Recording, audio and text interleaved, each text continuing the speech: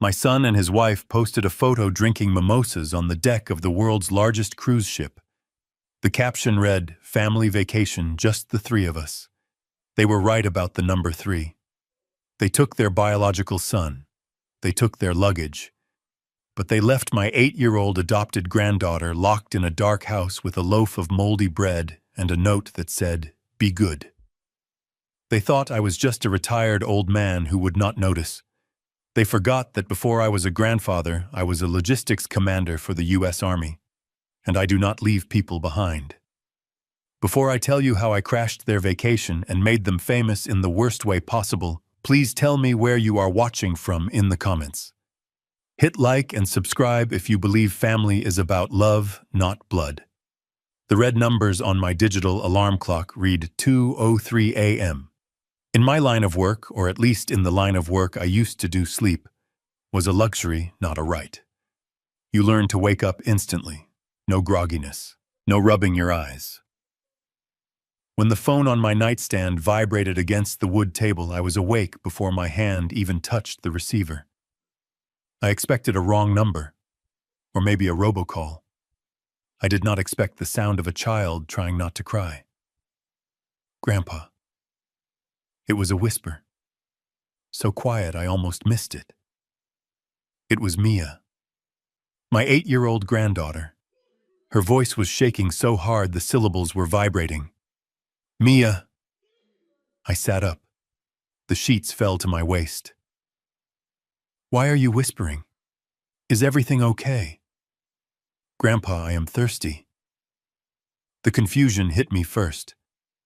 Thirsty. Why was she calling me at 2 in the morning because she was thirsty? Her bedroom was down the hall from her parents' room. Austin and Monica were heavy sleepers, but they were not deaf. "Honey, go ask your daddy for water. It is late." "I cannot." Her voice cracked. A tiny splintering sound that made the hair on the back of my neck stand up. "The door is locked, Grandpa. The big door." "What do you mean, the big door?" "The front door, and the back door, and the garage door." I knocked on Mommy and Daddy's room, but nobody answered. "I think they are gone, Grandpa." It is really dark, and I heard a noise in the basement, and I am scared.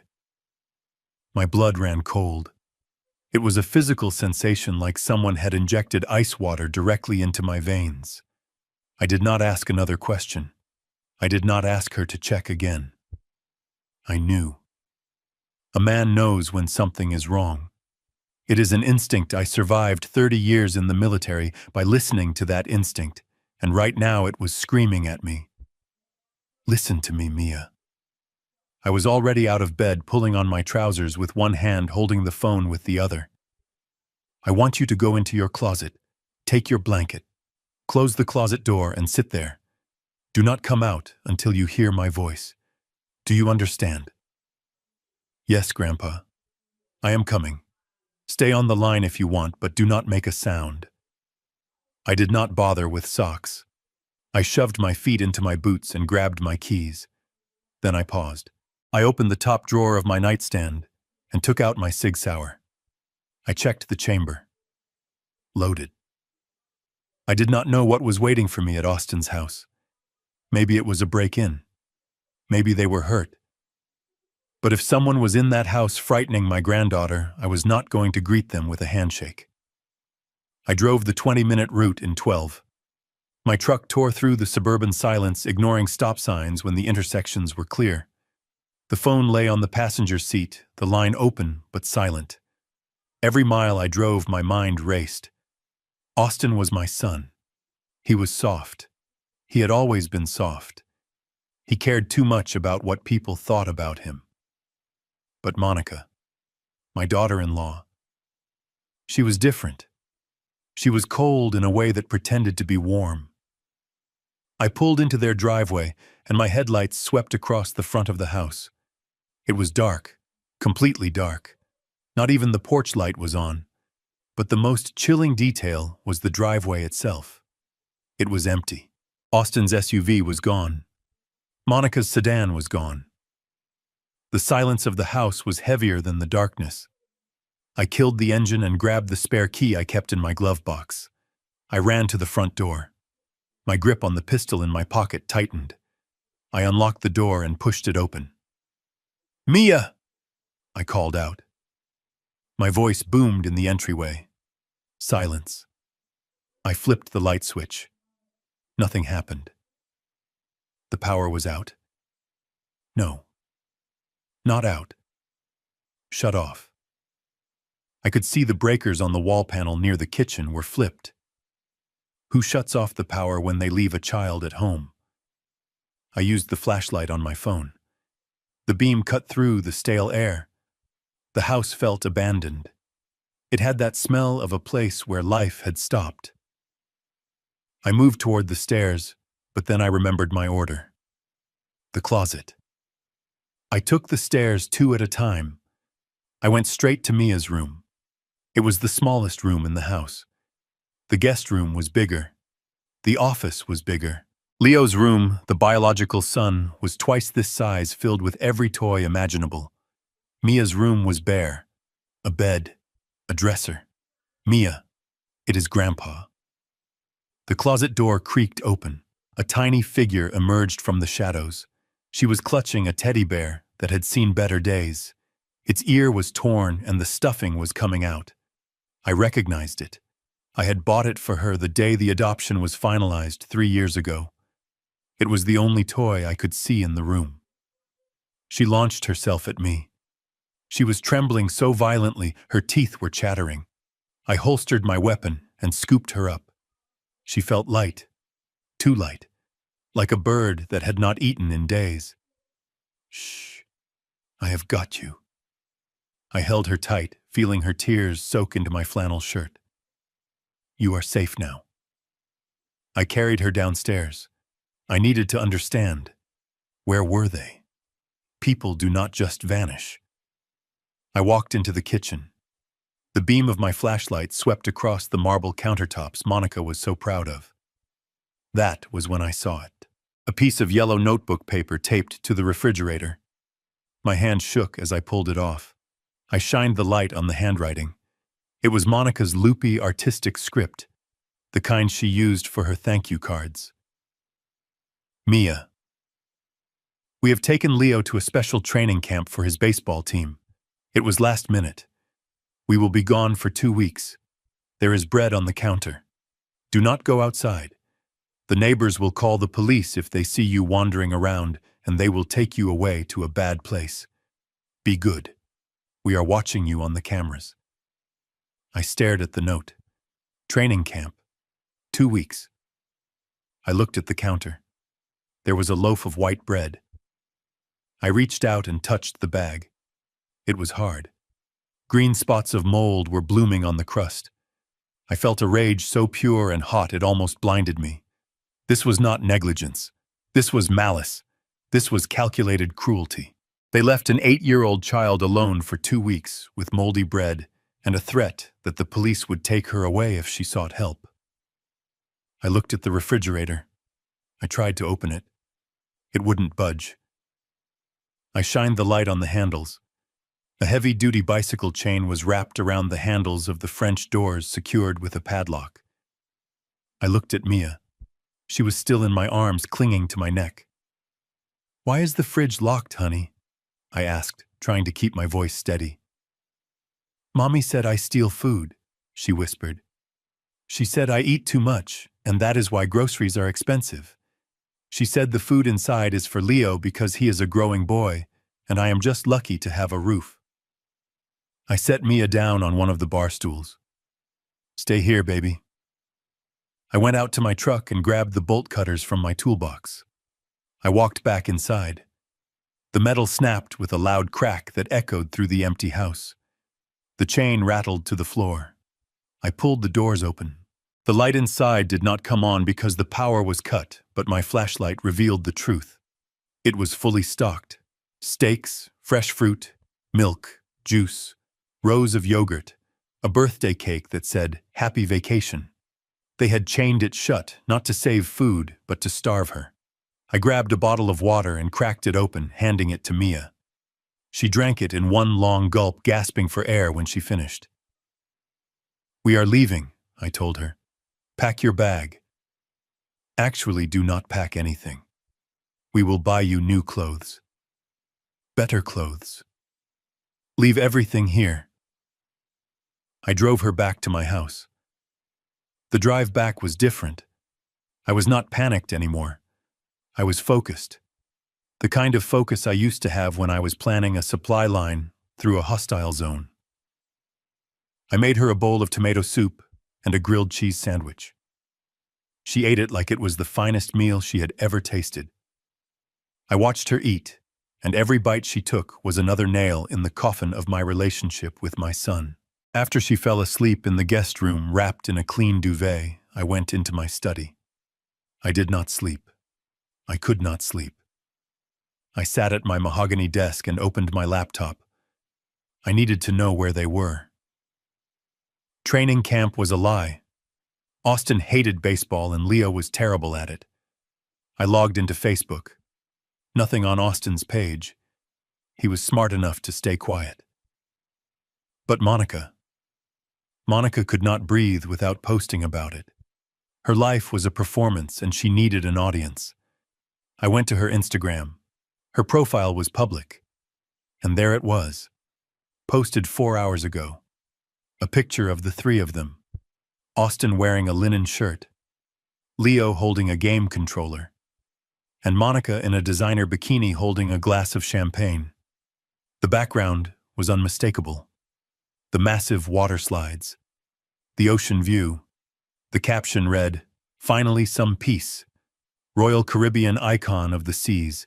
15 days of bliss with my boys. No distractions, just us. Hashtag family first. Hashtag luxury life. Hashtag blessed. No distractions." That is what she called Mia. A distraction. I zoomed in on the photo. They looked happy. They looked relieved. They were smiling that wide, carefree smile of people who think they have gotten away with a crime. I picked up my phone and dialed the number for the airline. I have been a platinum member for 20 years, and I know how to get information. I told the agent I was Austin's father and I wanted to confirm their return flight details to pick them up. I gave his date of birth. It was a security breach, but the agent sounded tired and I sounded authoritative. "Oh yes, Mr. Slater," the agent said. "The tickets for Austin, Monica, and Leo Slater were booked 6 months ago. Round trip to Miami. First class. 6 months." I hung up the phone. My hand was gripping the mouse so hard the plastic creaked. This was not last minute. This was not an emergency. They had planned this for half a year. For 6 months, they sat at the dinner table with Mia, knowing they were going to leave her behind like a piece of unwanted furniture. They had saved money. They had booked tickets. They had probably bought that bicycle chain weeks ago. I looked at the calendar on my wall. Today was Tuesday. The ship had just left the port of Miami yesterday. Their first stop was Nassau, Bahamas tomorrow. I looked at the photo of my son one more time. He looked like me. He had my eyes, my chin. But he did not have my spine. He was a coward who let his wife abuse a child because it was easier than fighting her. I closed the laptop. The sad grandfather who wanted everyone to get along died in that cold, dark kitchen tonight. Bill Slater, the logistics commander, was back. I opened my safe. I moved past the stack of bonds and the deed to my house. I reached to the back where I kept my emergency cash. A thick stack of $100 bills wrapped in a rubber band. I call it my war chest. I counted out $10,000. Then another 10. "I am not just going to rescue Mia," I whispered to the empty room. "I am going to destroy their vacation. I am going to destroy their reputation. And then I am going to take my granddaughter back forever."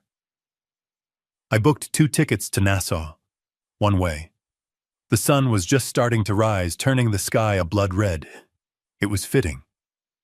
Because I was coming for blood. The automatic sliding doors of the departures terminal parted, and a wall of noise hit us instantly. It was the specific frequency of travel chaos.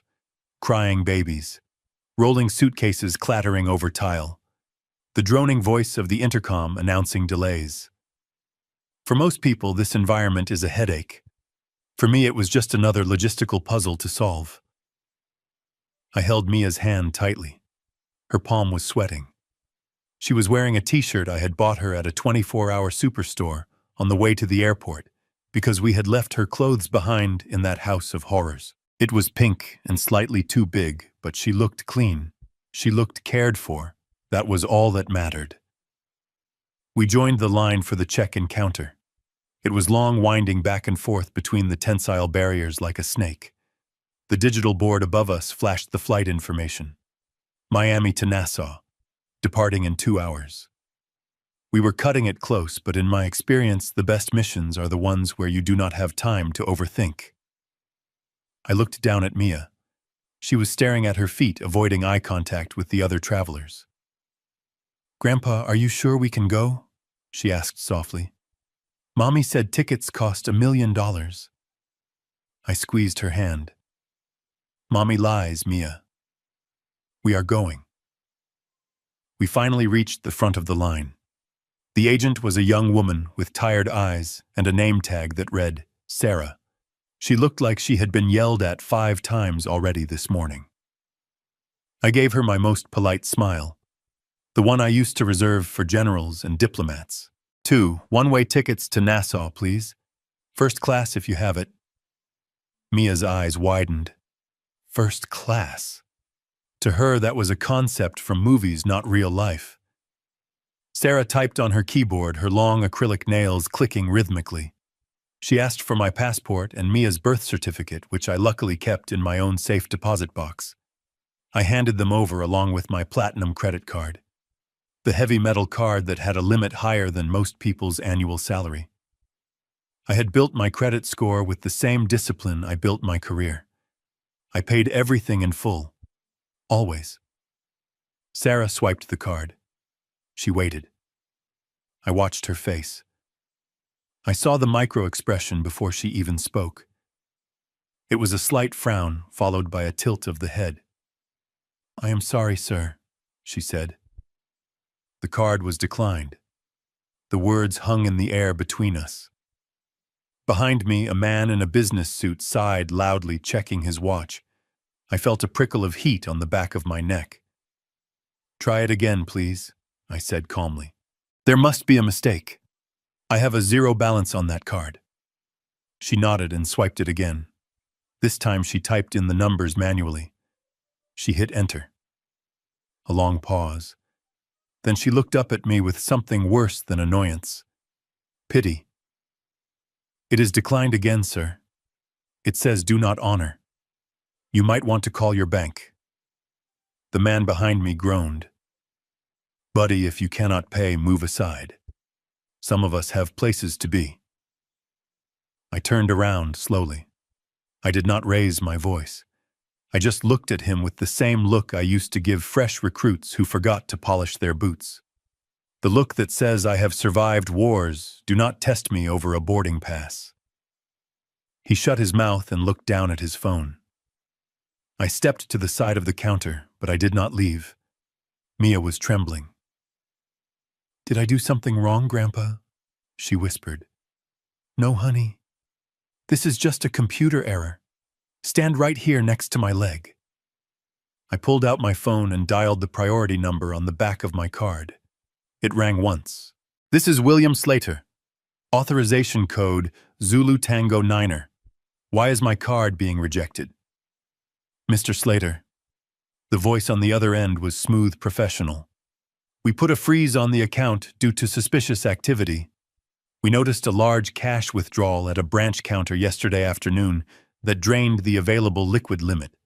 Since it was an in-person transaction, we assumed it was you, but the subsequent travel purchase flagged our fraud algorithm." I froze.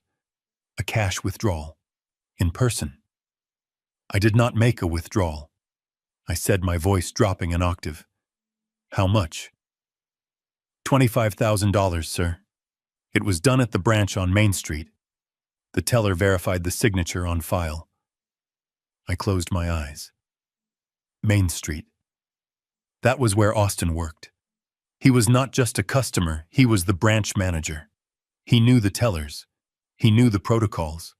And he knew exactly how to forge my signature, because he had spent his whole life practicing it on report cards he did not want me to see. The betrayal hit me harder than the financial loss.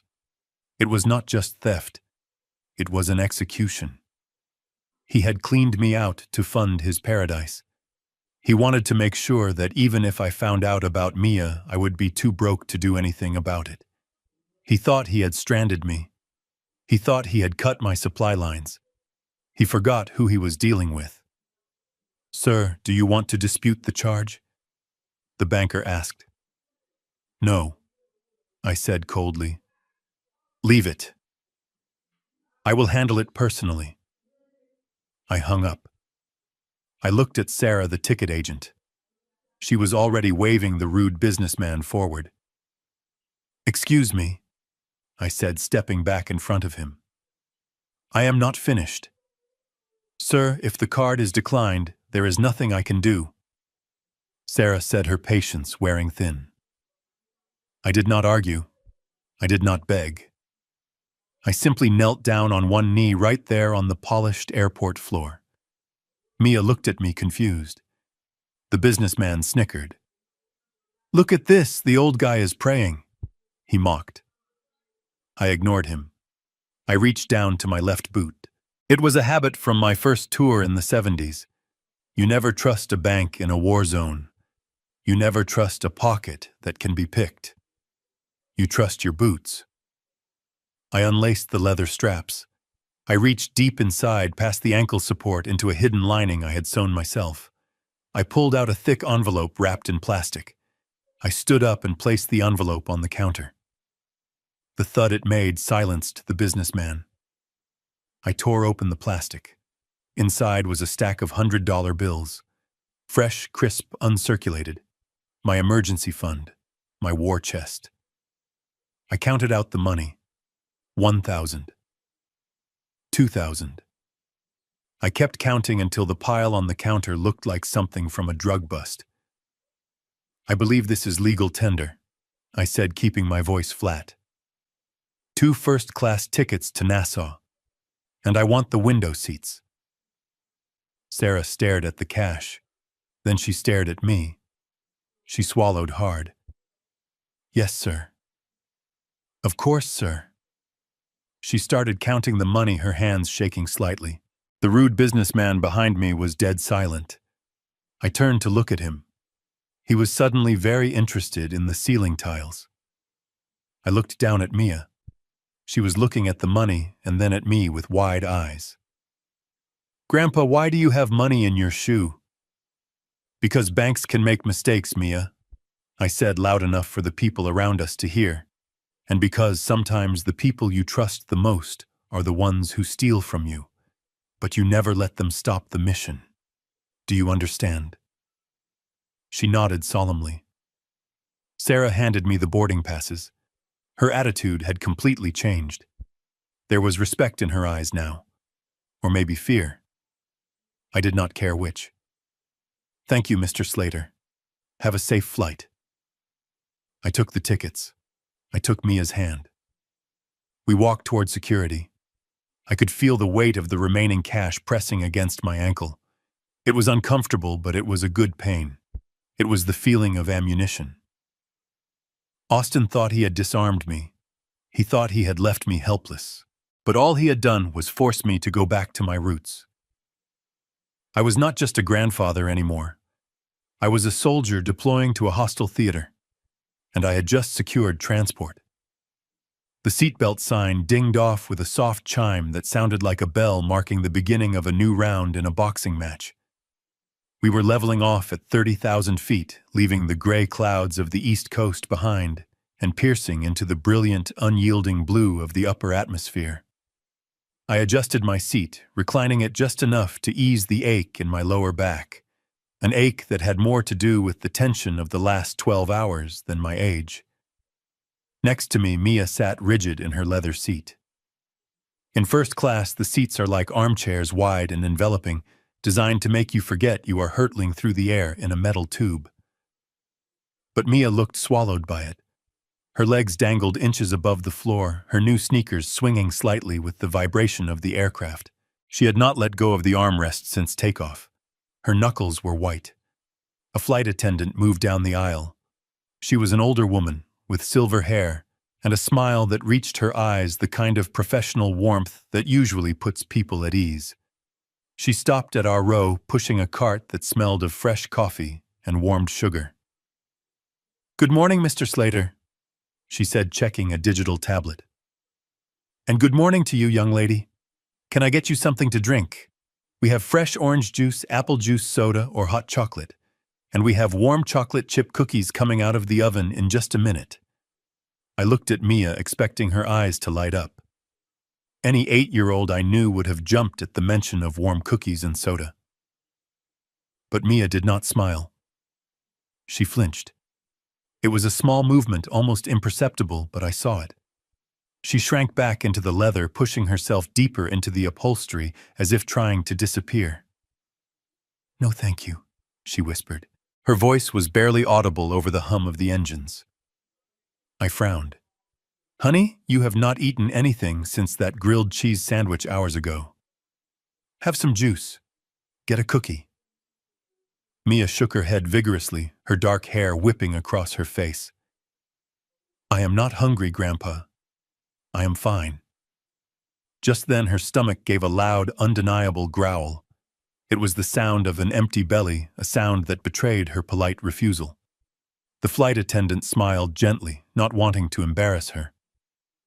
"I will leave some snacks right here on the console, just in case," she said, placing a bowl of warm mixed nuts and a glass of apple juice on the tray table. "Just in case you change your mind." She moved on to the next row.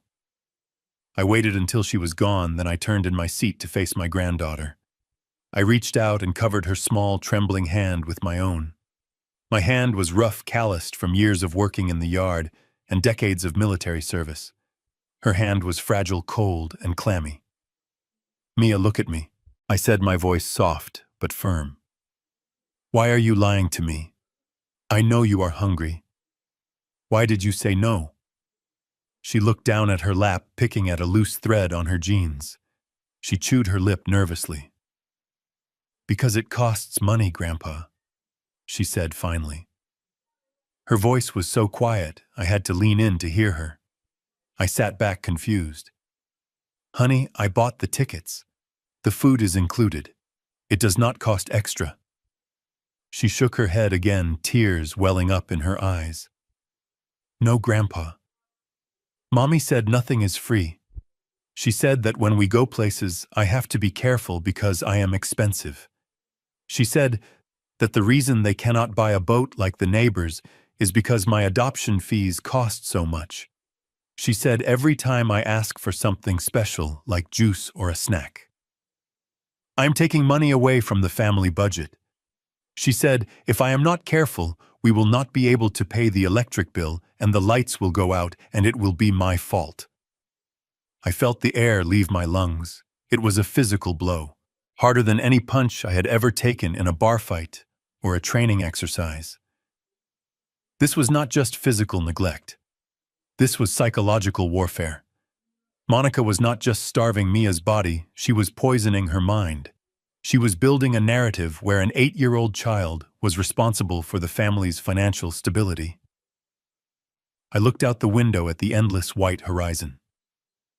I tried to control the rage boiling in my chest. I thought about the receipts I had seen in Austin's office when I helped him with his taxes last year. Monica's handbags cost $3,000 each. Austin's golf club membership was $500 a month. They drove luxury cars. They drank imported wine. And yet they had looked this little girl in the eye and told her that a $3 soda was the reason they were struggling. They were gaslighting her. They were making her feel like a burden, like a parasite that should be grateful for the scraps she was given. They were teaching her to make herself small, to consume nothing, to apologize for her very existence. I turned back to Mia. I unbuckled my seatbelt, and turned my body completely toward her. I took both of her hands in mine and waited until she looked up at me. "Mia, listen to me very closely," I said. "Every word I am about to say is the truth. Do you know that Grandpa used to be in charge of moving supplies for thousands of soldiers? I managed millions of dollars of equipment. I know how much things cost." She nodded, sniffing back a tear. "Your mother lied to you." Mia's eyes widened. "She is not supposed to lie. Lying is a sin." "She lied," I repeated. "You are not expensive. You are not a burden. The reason they do not have a boat is because your father loses money gambling on things he does not understand. The reason they complain about bills is because your mother buys clothes she does not need to impress people she does not like. It has nothing to do with you. You eating a cookie or drinking a juice does not make the lights go out. Do you understand me?" She looked doubtful. "But Mommy said—" "Mommy is wrong." I cut her off, and right now Mommy is not here. I am here. And let me tell you something about this plane ride. See this seat. See this glass of juice. I paid for it. It is done. If you drink it, it is paid for. If you pour it on the floor, it is paid for. You cannot waste my money because I have already spent it on you, and I spent it happily. I have plenty of money, Mia. I have enough money to buy this whole plane full of cookies if I wanted to. A tiny ghost of a smile touched the corner of her lips. The whole plane. The whole plane, I said. So here is the new rule. For the next 2 weeks while we are on this mission, you do not look at price tags. You do not worry about bills. Your only job is to be an 8-year-old girl. Your job is to eat when you are hungry, sleep when you are tired, and play when you are bored. I will handle the rest. I will handle the money. I will handle the lights. And I will handle your parents. I reached over and picked up the glass of apple juice. I held it out to her. Drink it, I commanded gently. She hesitated for 1 second more, then her thirst won out. She took the glass with both hands and drank. She drank the whole thing without stopping, wiping her mouth with the back of her hand when she was done. Good, I said. Now press that blue button on your armrest. What does it do? She asked. Press it. She pushed the button. A moment later, the silver-haired flight attendant appeared. Yes, sir. Can I get you something else? My granddaughter would like a warm chocolate chip cookie, I said. Actually, make it 2. And another juice. And do you have any ice cream? We have vanilla bean sundaes with hot fudge. We will take one of those too. I looked at Mia. Is that okay with you? Mia looked at the flight attendant, then at me. She saw the fierce determination in my eyes.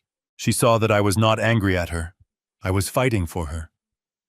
Yes, please, she whispered. When the food came, Mia ate. She ate with a focus that broke my heart. She ate the cookies. She ate the ice cream. She ate the nuts. And with every bite, I saw her shoulders relax a little more. I saw the terrified little prisoner fading and a child starting to emerge. I leaned back in my seat, watching her scrape the last of the hot fudge from the bowl. I made a silent vow to the universe and to the God I had not prayed to in years. They had spent years making her feel worthless. I had 2 weeks to undo it.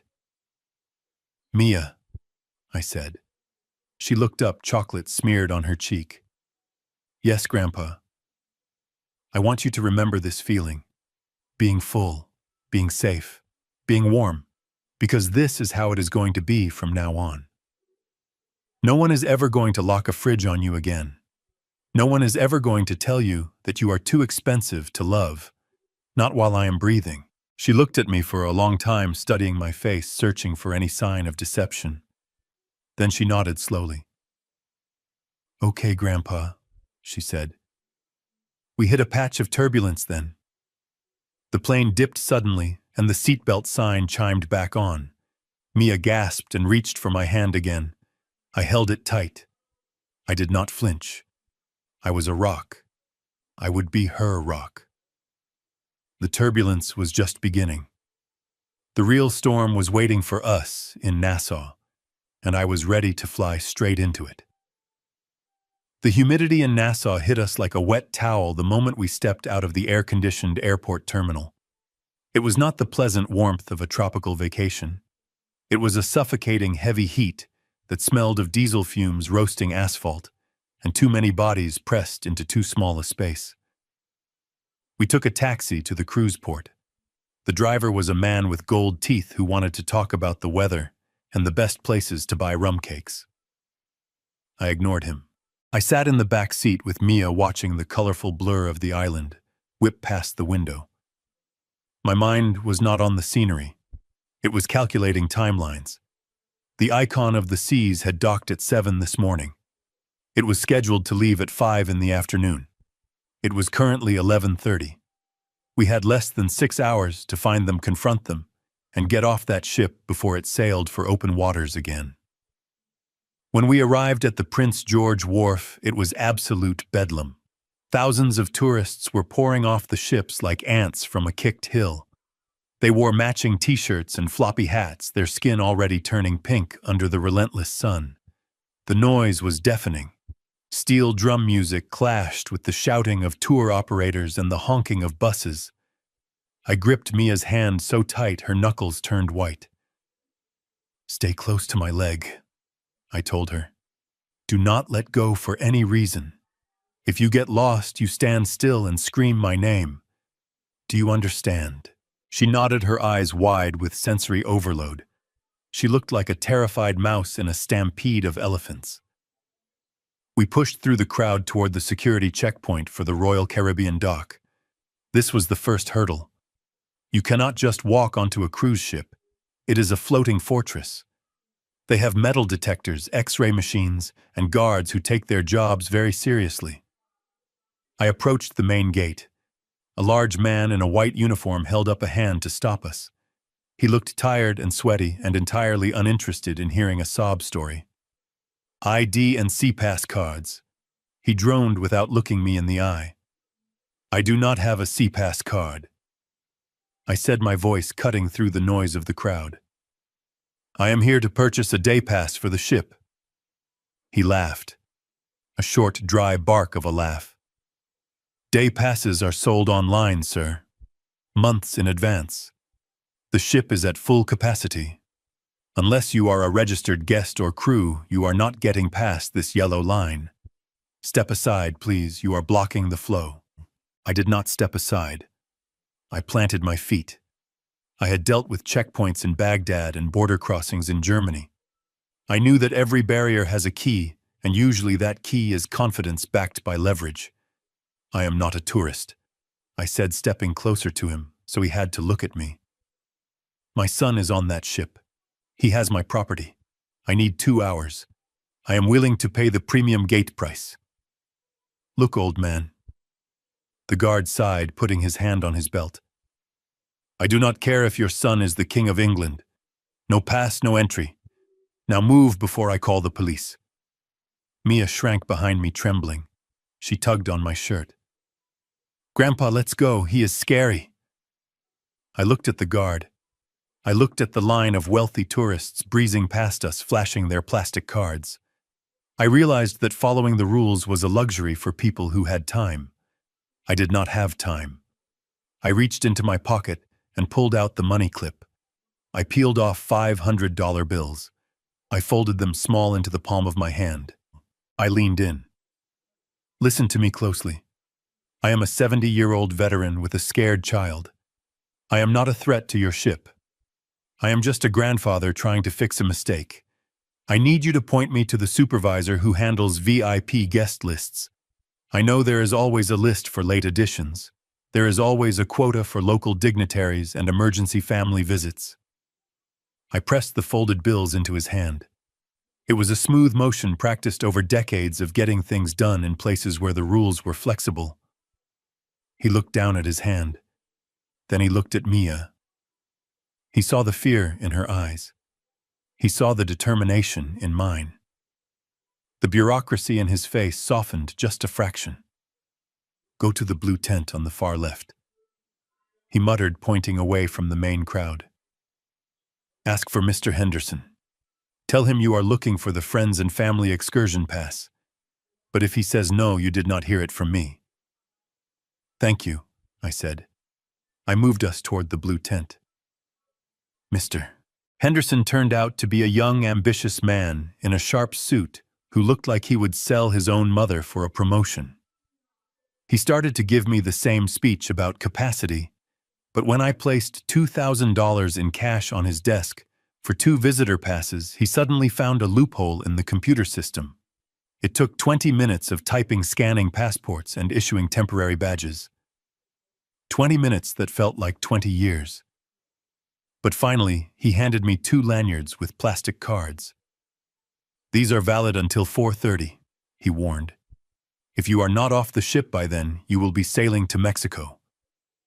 I put the lanyard around Mia's neck. It looked huge on her. We walked down the long pier. The heat was radiating off the concrete, making the air shimmer. And then the crowd parted, and we saw it.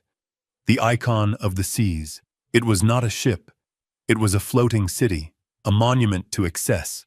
It towered 20 decks high, blocking out the sun. It was painted in garish white and teal with water slides coiling around the top like colorful intestines. It was massive, loud, and arrogant. It was exactly the kind of thing my son Austin would love. It was a place where you could pretend the real world did not exist.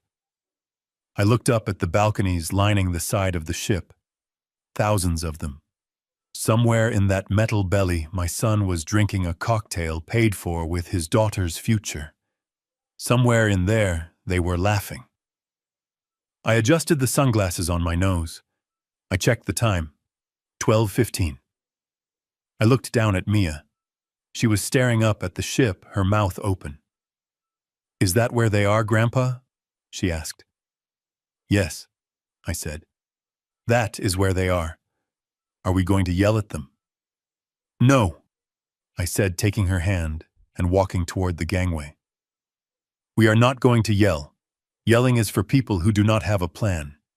We are going to teach them a lesson." We stepped onto the metal ramp. The sound of our footsteps on the steel was heavy and final. We were boarding the enemy vessel. The hunt was over. The ambush was about to begin. The dining hall on deck 15 was a cathedral of gluttony. It was called the Windjammer Marketplace, but it looked more like a Roman orgy reimagined by a corporate accountant. The air was thick with the smell of melted butter, garlic, roasting meat, and the sugary chemical tang of artificial tropical punches. It was a sensory assault.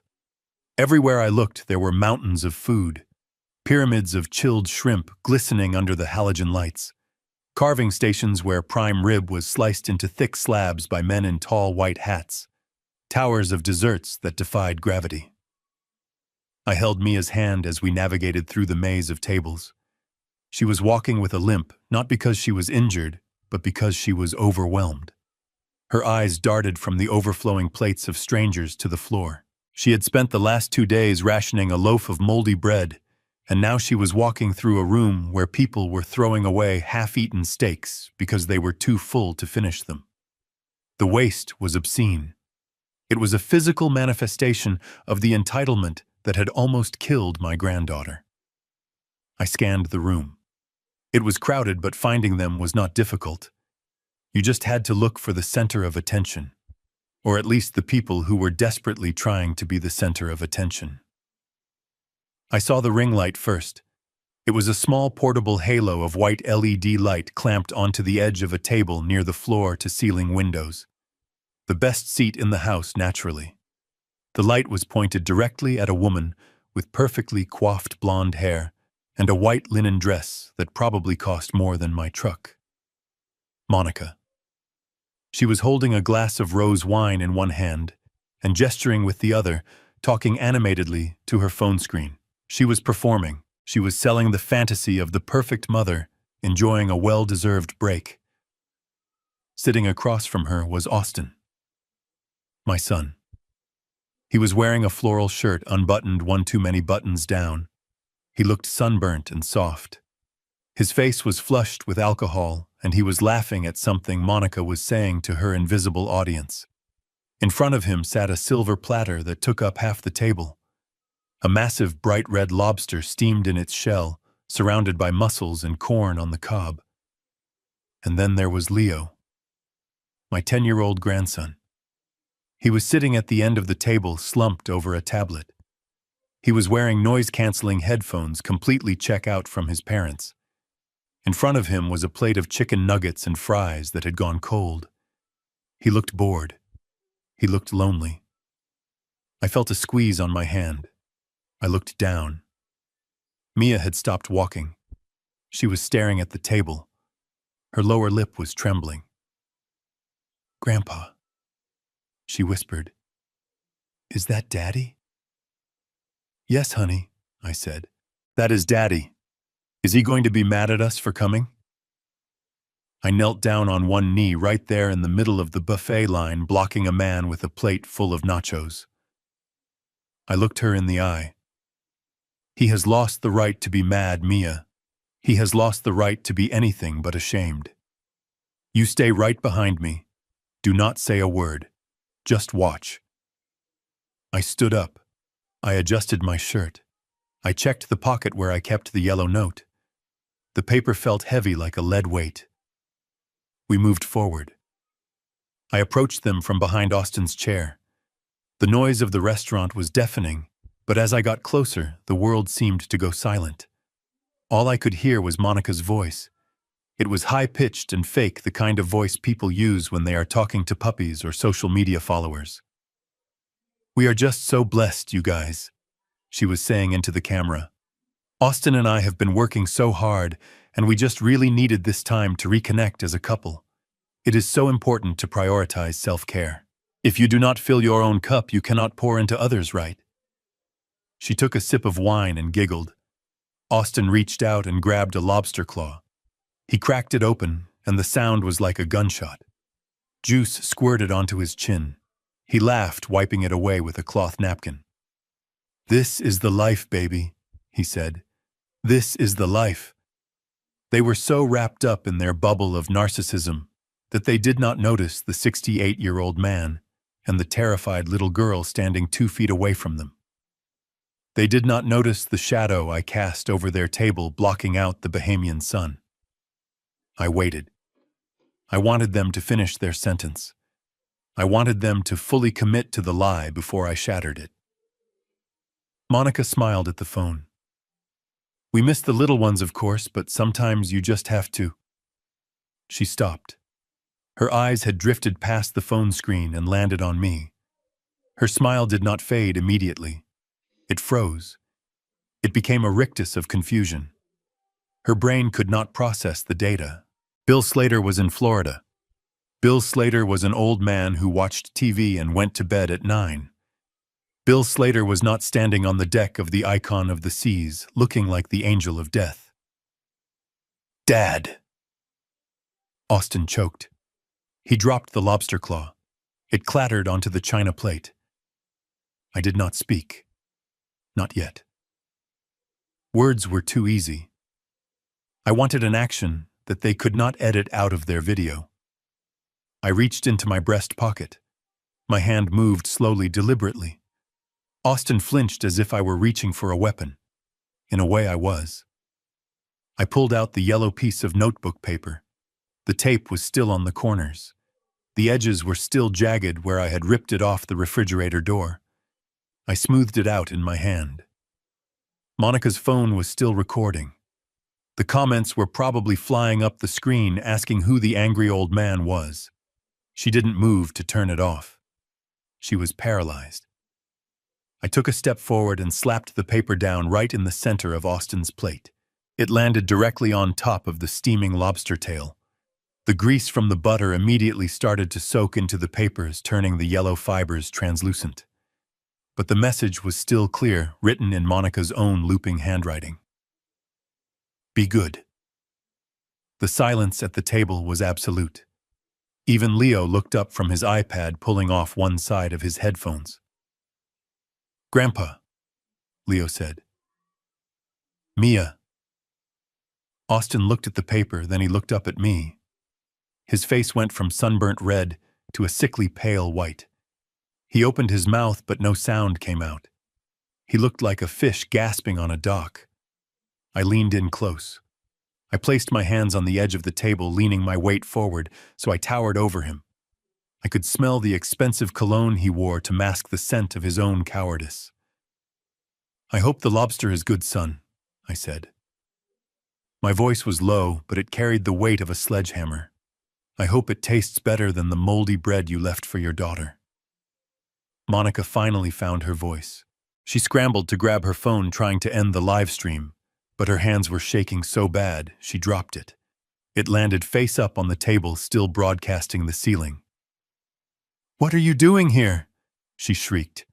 Her facade of the perfect hostess cracked, revealing the cornered animal underneath. "You cannot be here. This is a private vacation. Security! Someone call security!" I laughed. It was a cold, dark sound. "Go ahead, Monica. Call them. I want you to call them, because I have a video on my phone of you chaining a refrigerator shut. And I think the Bahamian police and the thousands of people currently watching your little live stream would be very interested to see it." Austin stood up, knocking his chair over. "Dad, please. Let's not do this here. People are watching. Sit down," I barked. It was the voice I used to command battalions. Austin sat. He collapsed back into his chair as if his strings had been cut. I beckoned Mia forward. She stepped out from behind me, clutching her teddy bear. She looked small against the backdrop of the ocean, but she stood her ground. "Look at her, Austin." I pointed a finger at Mia. "Look at your daughter. You told her you were going to a training camp. You told her she was too expensive to bring along. You left her in the dark to rot while you sat here cracking claws and drinking wine." Austin couldn't look. He stared at the tablecloth. "I did not know, Dad," he mumbled. "Monica said she hired a nanny. She said everything was taken care of." Liar. I slammed my hand on the table, making the silverware jump. "I saw the text messages, Austin. I saw the bank withdrawal you made by forging my signature. You knew exactly what you were doing. You stole from me and you abandoned her." I picked up the lobster plate. The butter dripped onto the white tablecloth. I held it up, looking at the grotesque excess of it. Then I looked at the yellow note stuck to the meat. "Be good." I read the note aloud. I dropped the plate back onto the table. It shattered. The sound of breaking china echoed through the dining hall. Conversations stopped. Heads turned. A hush fell over the room.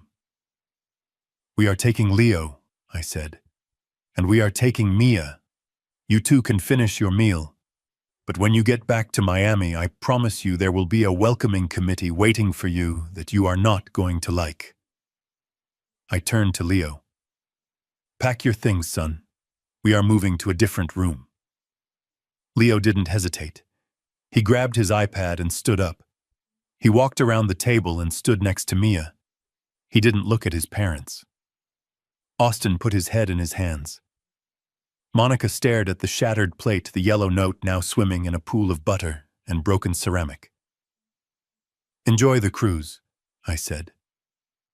I took Mia's hand with my left and Leo's hand with my right. We turned our backs on the window view. We turned our backs on the table. And we walked away, leaving them in the ruins of their own gluttony. The silence that followed the shattering of the lobster plate lasted exactly 3 seconds. In the military, we call this the calm before the contact. It is that brief, breathless moment when the enemy is processing the shock of the ambush before their survival instincts kick in. I expected Austin to speak. I expected him to apologize or to beg or even to get angry. But Austin did nothing. He shrank into his floral shirt, a spineless jellyfish of a man who was terrified of confrontation. But Monica was not a jellyfish. She was a viper, and I had just stepped on her tail in front of her entire digital audience. She did not cry immediately. First her eyes narrowed. She looked at the phone that was still recording face up on the table. She looked at the faces of the diners around us who were staring with open mouths. She realized that her carefully curated narrative of the perfect vacation was dissolving. She had two choices. She could admit she was a monster who abandoned a child, or she could paint me as the villain. She chose the villain, help. She screamed. It was a blood-curdling sound, a theatrical, piercing shriek that was designed to trigger every primal protective instinct in the room. He is taking them. He is kidnapping my children. Someone help me, please. She threw herself across the table, knocking over the wine bucket. Ice and water spilled everywhere, soaking the tablecloth and dripping onto the floor. She did not care. It was part of the set dressing. She scrambled toward us, grabbing Leo's arm with a grip that looked painful. Let go of him. She hissed at me, then looked up at the crowd with tears suddenly streaming down her face. Please, he is not well. He is having an episode. The atmosphere in the room shifted instantly. A moment ago, I was the righteous grandfather exposing a sin. Now, to the uninformed observers, I was a crazy old man, dragging two terrified children away from their weeping mother. I felt the change in the air pressure, the hostility radiating from the surrounding tables. Monica, stop this, I said, keeping my voice low and controlled. Do not make this worse. She ignored me. She turned to a large man sitting at the next table, a tourist with sunburned shoulders who looked like he had been waiting his whole life to be a hero. He has dementia. She sobbed, pointing a shaking finger at me. He thinks it is 20 years ago. He broke into our house. He took my daughter. Look at her. Look at how scared she is. Mia, come to mommy, baby. Come here before he hurts you. Mia froze. Her small hand was sweating in mine. She looked at Monica, then she looked at me. She was terrified, but not of me. She was terrified of the woman who had locked her in the dark. But to the crowd, her fear looked like the reaction of a victim being held by her captor. I tightened my grip on her hand gently. Stay with me, Mia, I whispered. Hey, buddy. The sunburned tourist stood up, blocking my path. He was big. He wiped his mouth with a napkin and stepped into my personal space. Let the kids go. I looked him in the eye. I did not blink. Step aside, son. This is a family matter.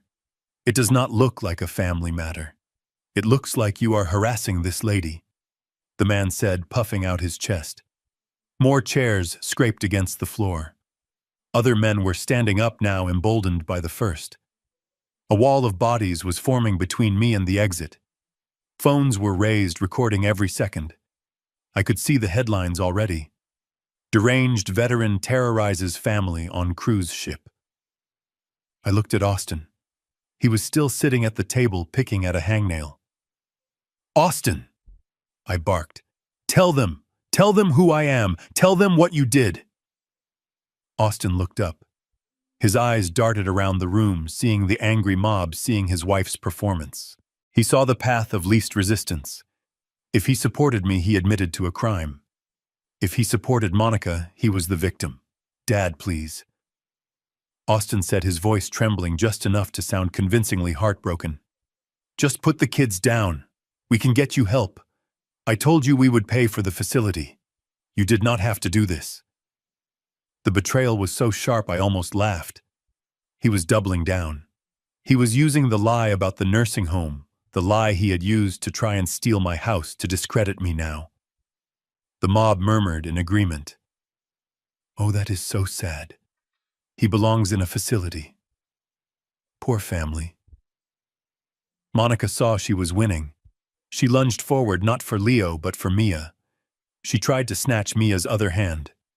Get your hands off her, I snarled, stepping between them. Do not touch her. Monica screamed, recoiling as if I had hit her. She looked at the camera phones. Did you see that? He hit me. He just hit me. I had not touched her. I had simply blocked her path. But in the court of public opinion, the truth does not matter, only the angle of the camera matters. Suddenly, the doors to the restaurant burst open. "Security, move aside, make a hole." 4 men in white uniforms marched in. They were not the gate guards I had bribed. These were the ship's tactical security team.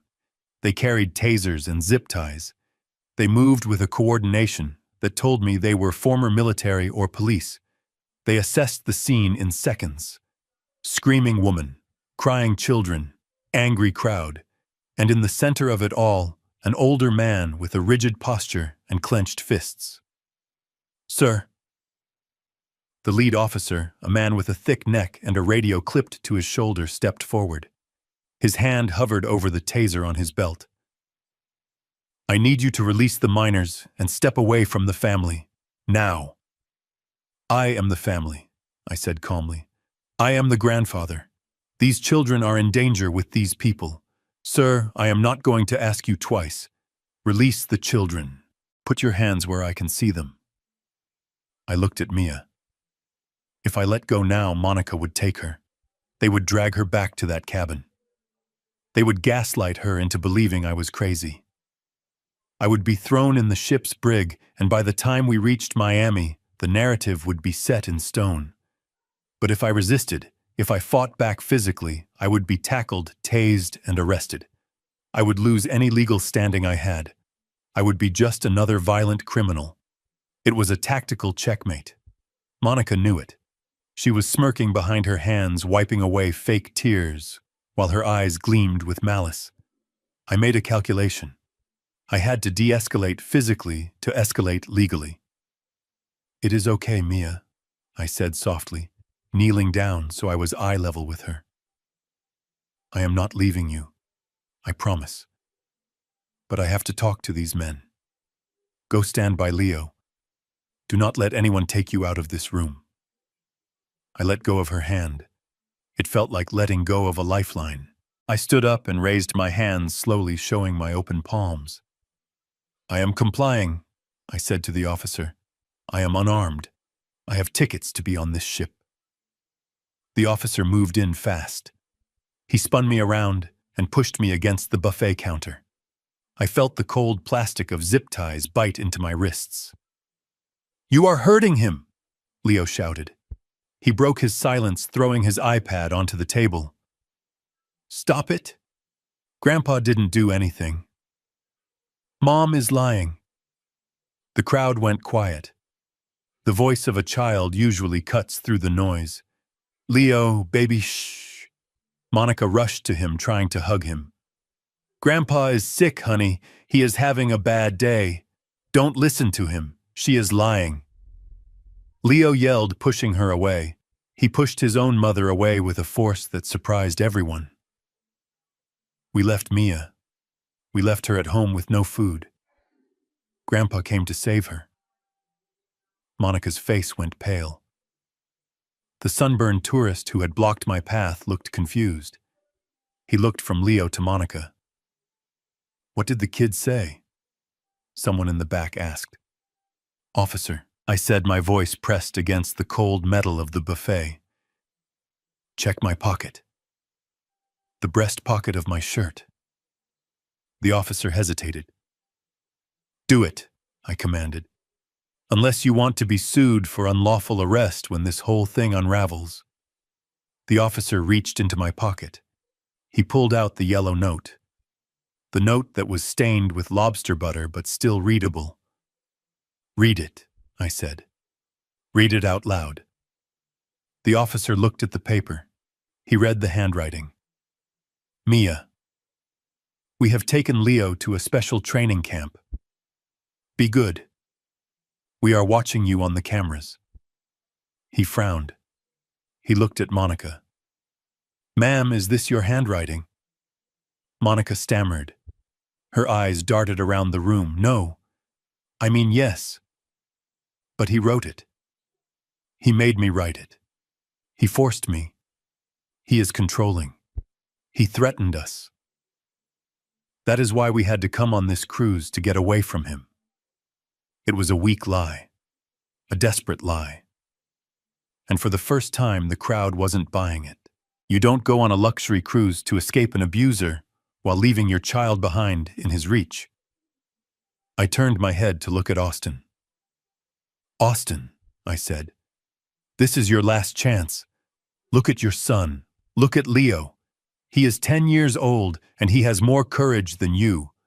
Are you going to let your wife lie to the police?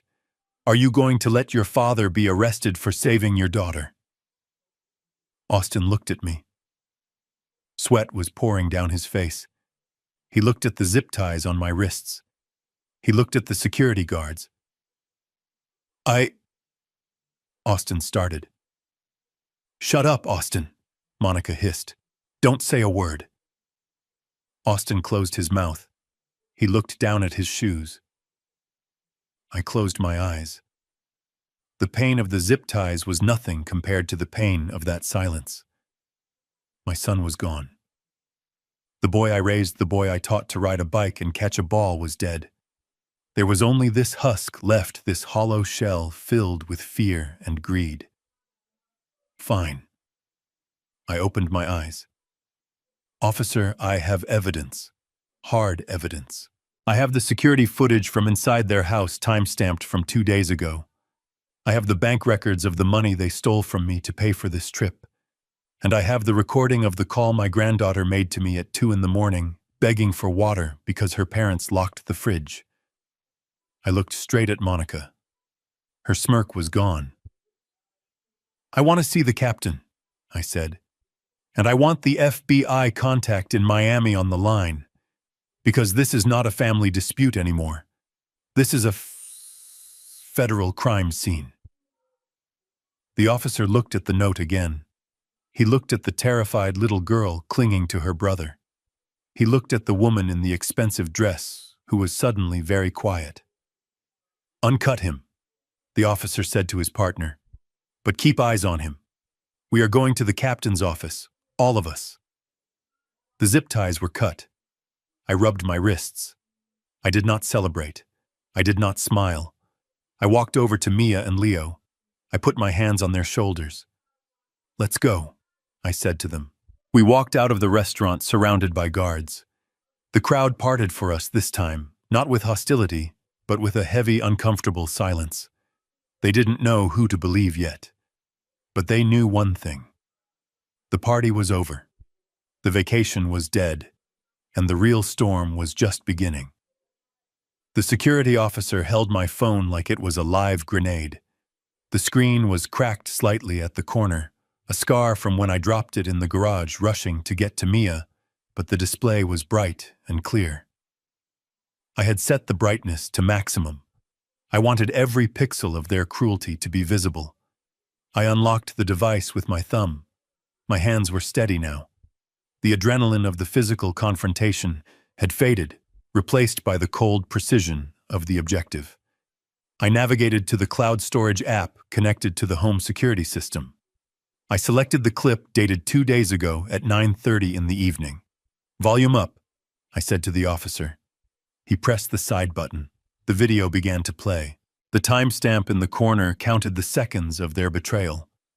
The angle was wide, covering the entire kitchen and living room area. In the video, the house was brightly lit. Suitcases were lined up by the door. Monica walked into the frame. She was wearing a white travel outfit, looking fresh and excited. She was holding a heavy coil of chain and a padlock. Austin followed her. He looked nervous, pacing back and forth. "Are you sure about this Monday?" Austin's voice on the recording was tinny but unmistakable. "What if there is a fire? What if she needs to get out?" "She will be fine, Austin. Stop being such a baby."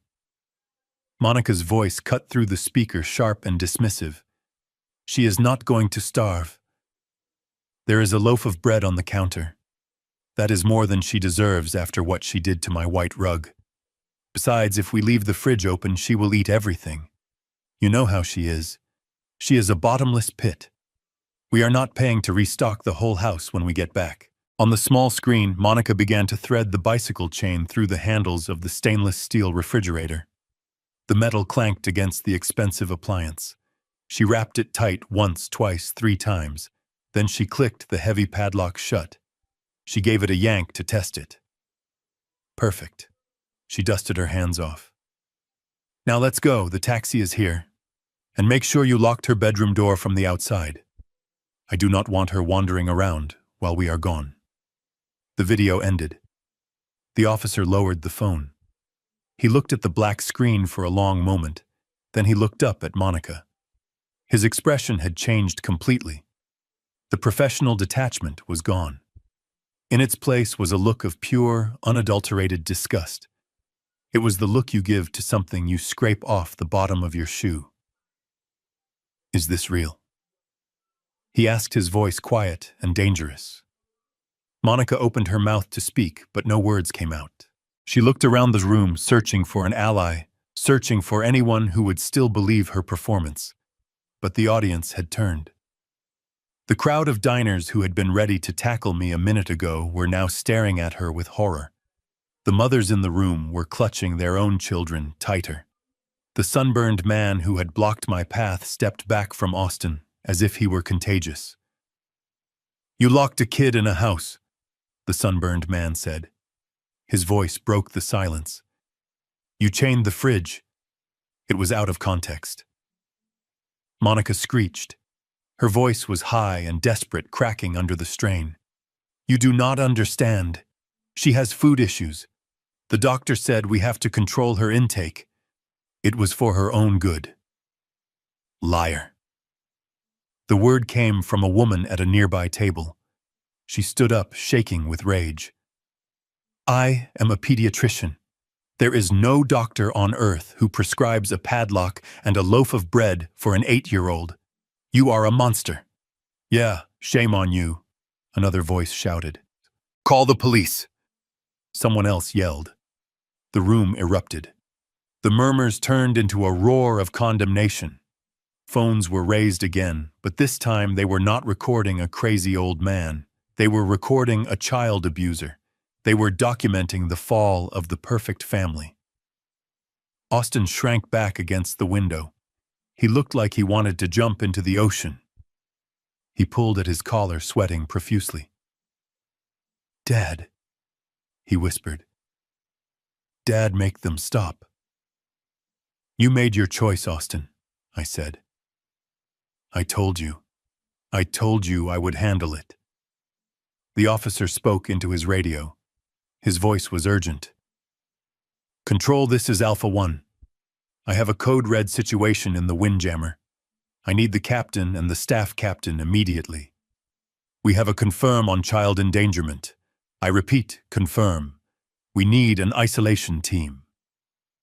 Monica lunged for the phone, trying to snatch it from the officer's hand. "Delete that," she screamed. "You cannot show that. That is private property. That is inside my house. You are violating my privacy." The officer caught her wrist. He did not twist it, he just held it firm. "Ma'am, do not touch me. Step back." Suddenly the crowd parted. A hush fell over the room again, but this was different. This was the silence of authority. Captain Johansson walked in. He was a tall man with silver hair and 4 gold stripes on his shoulder boards. He moved with the weight of maritime law. He did not look at the crowd. He did not look at the food. He looked straight at his security officer. "Report," the captain said. The officer handed him my phone. He played the video again. The captain watched it. He watched the chain.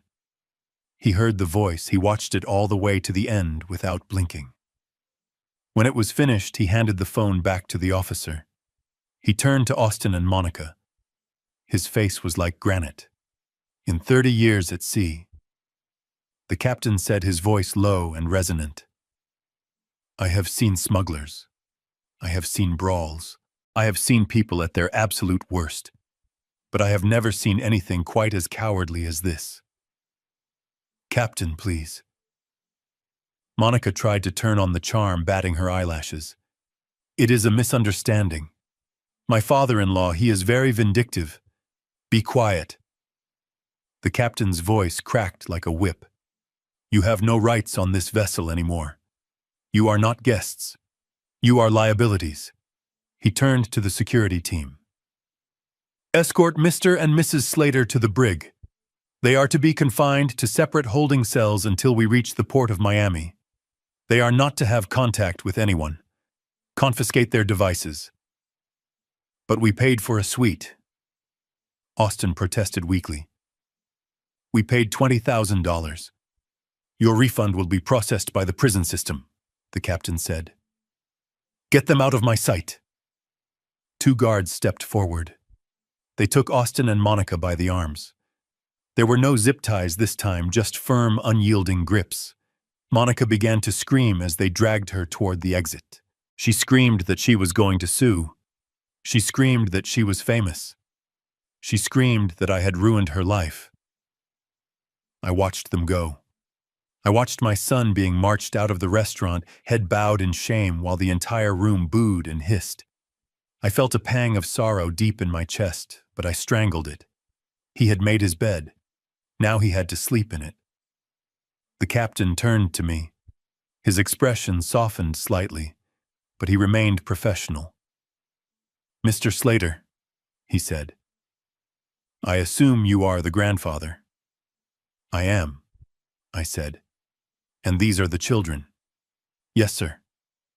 You have done a brave thing today, the captain said. But we have procedures. I cannot let you walk around the ship. We have legal protocols for custody disputes. I understand, I said. I am not asking for a vacation, Captain. I just want them safe. We have a guest cabin near the bridge. It is secure. You and the children will stay there until we dock. My staff will bring you food. Real food. He looked down at Mia. She was hiding behind my leg, clutching her bear. Young lady, the captain said, kneeling down. Do you like burgers? Mia nodded slowly. I will have the chef send up the biggest cheeseburger on the ship. And maybe a milkshake. Would you like that? Mia smiled. A real smile. Yes, please. The captain stood up. Follow me. We walked out of the dining hall. We walked past the tables of half-eaten food. We walked past the staring crowds. But this time, we walked with our heads high. I held Mia's hand on my left and Leo's hand on my right. The walk of shame for my son was a victory march for us. We were leaving the chaos behind. We were going to a quiet room. We were going to be safe. And for the first time in 2 days, I allowed myself to take a deep breath. The air in the hallway smelled clean. It smelled like justice. The guest cabin near the bridge was not a prison cell, but it felt like a bunker. It was small, functional, and silent. The only sound was the hum of the ship's ventilation system and the rhythmic chewing of 2 hungry children. Mia and Leo sat on the floor, their backs against the bed, devouring the cheeseburgers the captain had promised. They ate with a kind of desperate focus that made my chest ache. They were not just filling their stomachs, they were filling a void of safety that had been hollowed out by their own parents. I sat in the single armchair by the porthole, watching the ocean churn below us. The water was a deep bruised purple in the fading light. We were moving. The ship was still sailing toward its next destination, but for us, the journey had stopped. We were in limbo, waiting for the real world to catch up with us in Miami. I checked my watch. It had been 2 hours since the scene in the restaurant. 2 hours since I watched my son being dragged away by security. I should have felt triumphant. I had completed the mission. I had secured the targets. But all I felt was a heavy, cold exhaustion. It is a specific kind of fatigue that comes from realizing your entire legacy, the bloodline you worked so hard to protect, has curdled into something unrecognizable. There was a soft knock on the door. I stiffened. I expected the captain or maybe a steward collecting the plates. Stay there, I told the kids. I walked to the door and opened it just a crack. It was not a steward. It was Austin. He looked terrible. His floral shirt was torn at the shoulder, probably from the struggle with security. His face was blotchy and swollen. He was not wearing handcuffs, which surprised me. Standing behind him was a young security guard who looked uncomfortable, shifting his weight from foot to foot. "I told him I needed to give you Leo's asthma inhaler," Austin whispered. He would not look me in the eye. He looked at the doorframe. "Please, Dad. Just 5 minutes." I looked at the guard. "He has 5 minutes, sir," the guard said, checking his watch. "Captain's orders are strict confinement, but Mr. Slater insisted it was a medical emergency for the boy. I knew Leo did not have asthma. He never had. It was another lie, another manipulation. Austin was using a fake medical conditions to buy time, just like he used fake love to buy validation. I stepped back and opened the door wide enough for him to slip in. "Make it quick," I said. Austin stepped inside. The moment the door clicked shut, the mask fell. He did not look for Leo. He did not ask about the inhaler. He did not even look at the children eating on the floor. He turned to me and grabbed my arm. His hands were clammy. "You have to drop the charges," he hissed. His voice was a frantic, desperate rattle. "You have to tell the captain it was a misunderstanding. You have to tell them you overreacted." I pulled my arm away as if he were burning me. "Is that why you are here?" I asked, my voice low so the kids would not hear the worst of it. "To ask me to lie for you." Again. "Dad, listen to me." Austin ran a hand through his messy hair. "You do not understand what is at stake. The bank. If I get charged with a felony, if there is a police record involving fraud or child neglect, I lose my license. I lose the branch. I lose everything." I stared at him. I waited for the part where he asked about Mia. I waited for the part where he asked if his daughter was okay after being locked in a dark house for 48 hours. It did not come. "You are worried about the bank," I said. "I am worried about our lives," Austin pleaded. His eyes were wide and manic. "We have a mortgage, we have car payments. Monica, she is going to leave me if the money stops. She told me. She said she cannot be with a loser. You are destroying my marriage, Dad." I looked at him, and for the first time in my life, I did not see my son. I saw a stranger. I saw a weak, pathetic man who had built a castle on a foundation of sand and was now blaming the tide for coming in. "I am not destroying your marriage, Austin," I said, stepping into his personal space, forcing him to back up against the small desk. "You destroyed it the moment you let that woman put a chain on your refrigerator. You destroyed it the moment you forged my signature to steal from a child. It was a loan," Austin cried. "I was going to pay it back. I just needed to double it. There was this crypto tip. Stop." I held up a hand. "Just stop." I walked over to the kids. Leo had stopped eating. He was watching his father with a look of profound disappointment. It is a look no parent should ever have to see on their child's face. It is the look of a hero dying. Austin finally noticed them. He tried to compose himself. He put on a shaky smile. "Hey, buddy," he said to Leo. "Hey, Mia." Mia shrank back against the bed, pulling her knees to her chest. She hid her face behind the teddy bear. She did not want to see him. Leo just stared. "Do you have my inhaler, Dad?" Leo asked. His voice was flat. Austin blinked. "What?" "You told the guard you had my inhaler," Leo said. "But I do not have asthma."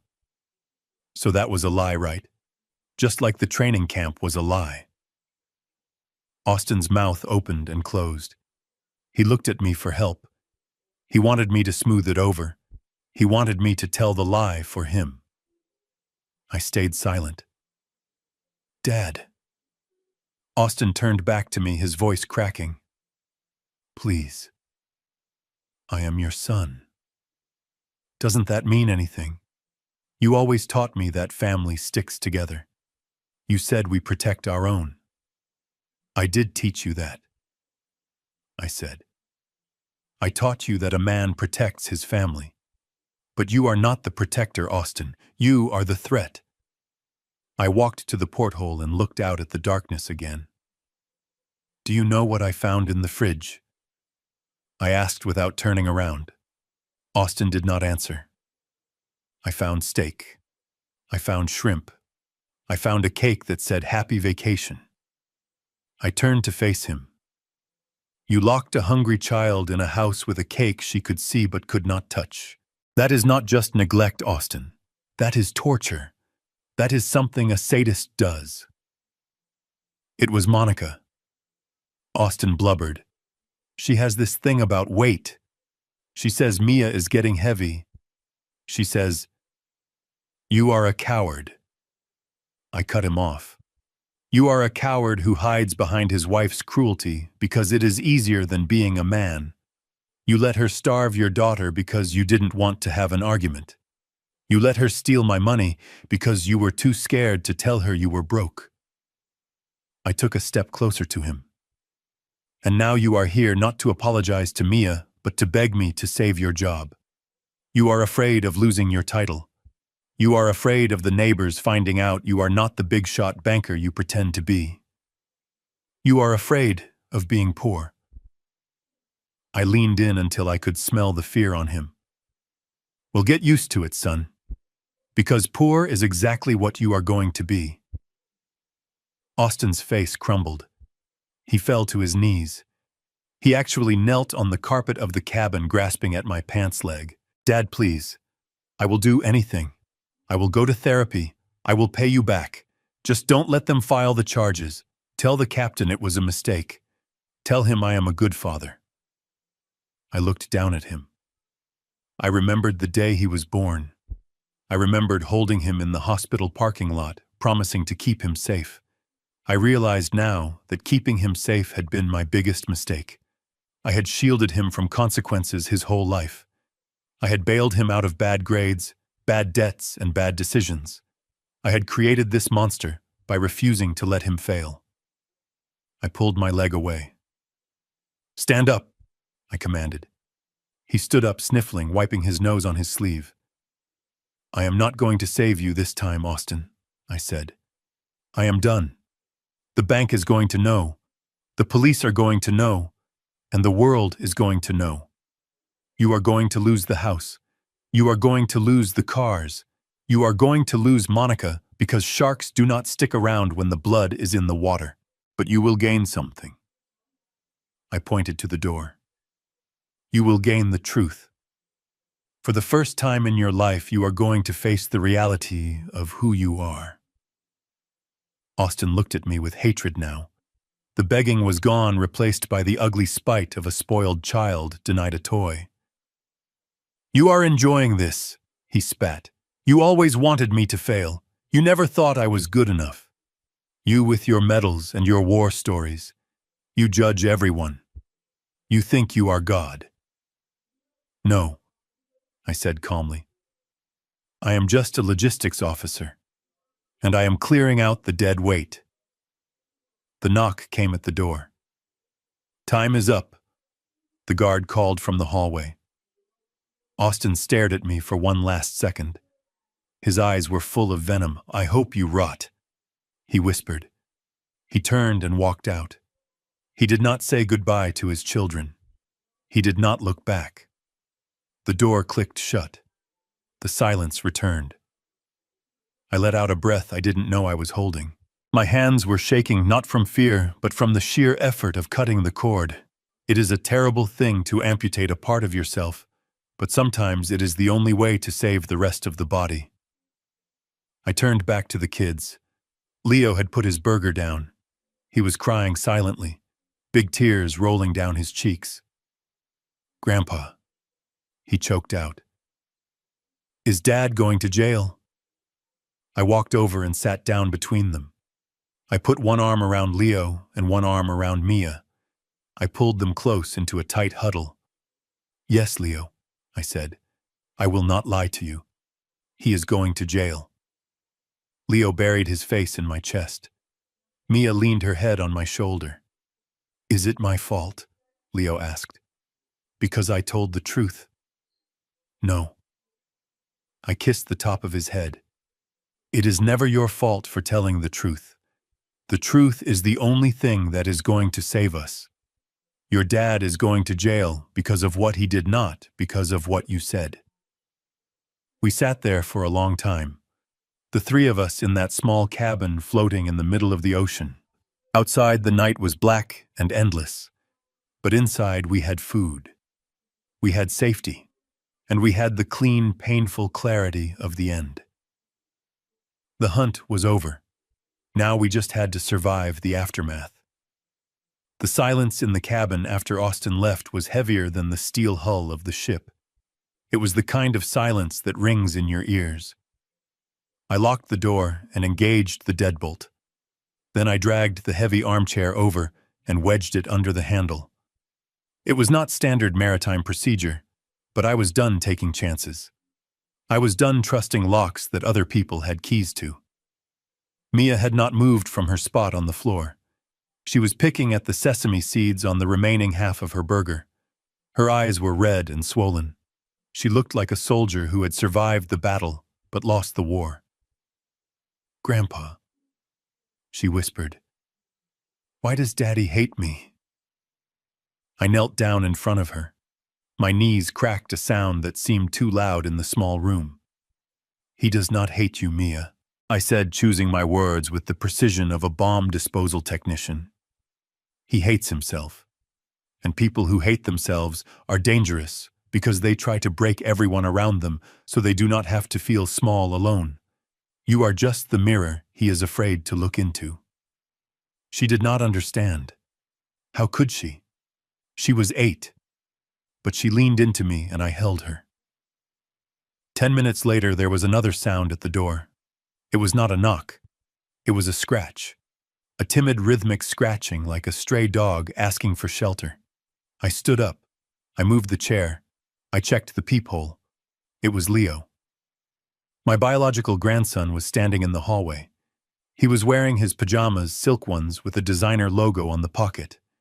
He was holding a pillow under one arm and his shoes in the other hand. He looked terrified. He kept looking back down the corridor toward the elevators, as if he expected a monster to burst out and devour him. I opened the door. Leo didn't say a word. He just stepped inside and slipped past me. He moved with a stealth I didn't know he possessed. He went straight to the corner of the room furthest from the door and sat down. I locked the door again. I put the chair back. I turned to look at him. Leo was sitting with his knees pulled up to his chin. He was rocking back and forth slightly. Leo, I said softly. What are you doing here, son? He looked up. His face was streaked with tears. His lower lip was bleeding where he had chewed it raw. Mom is throwing things, he whispered. She threw the lamp. She threw the ice bucket. She said it is all my fault because I opened my big mouth in the restaurant. She said I am a traitor. She said she is going to send me to military school when we get back. I felt a surge of anger so hot, it almost burned my throat. Monica was taking her humiliation out on a 10-year-old boy. She was punishing him for having the moral compass she lacked. You are not a traitor, Leo, I said, walking over to him. You are the bravest person on this ship.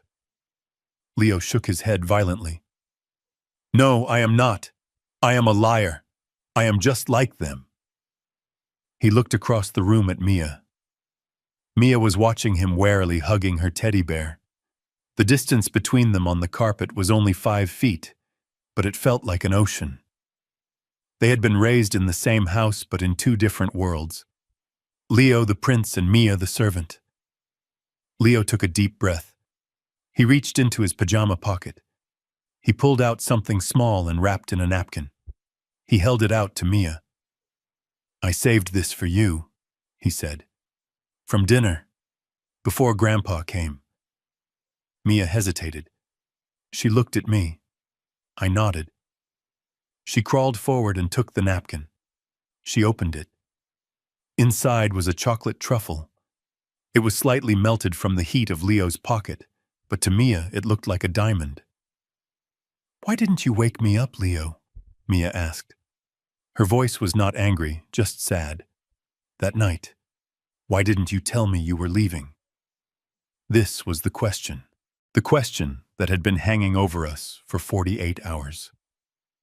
Leo looked down at his hands. He began to pick at his cuticles, tearing the skin. "Mom told me that if I woke you up, we couldn't go," he said, his voice shaking. "She said the cruise was only for 3 people. She said if I told you or if I made a noise, she would return my PlayStation. And she said—" He stopped. He choked on a sob. "She said what, Leo?" I asked gently. "She said you were bad." Leo cried. "She told me you stole money from her purse. She said you were dangerous and that we had to leave you behind to teach you a lesson. She said if I loved her, I would help her teach you." Mia stared at him. "I didn't steal," she whispered. "I know." Leo sobbed. "I know you didn't. But I wanted to believe her. Because I wanted to go on the big boat with the slides. I was selfish. I just wanted to go swimming." He buried his face in his pillow and wept. It was a guttural, ugly sound. The sound of a child's innocence breaking under the weight of adult manipulation. I watched him, and I realized the depth of Monica's crime. She hadn't just neglected Mia. She had weaponized Leo. She had turned him into an accomplice against his will. She had bought his silence with toys and poisoned his mind with lies, forcing him to choose between his sister and his mother's love. That is a burden no child should ever carry. Mia moved then. She put the chocolate down. She crawled the rest of the distance between them. She reached out and put her hand on Leo's shoulder. "It is okay, Leo," she said. Leo looked up.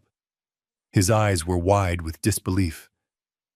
"How can it be okay? I left you. You were in the dark. But you came back," Mia said simply. "You told the truth to the policeman, and you brought me chocolate."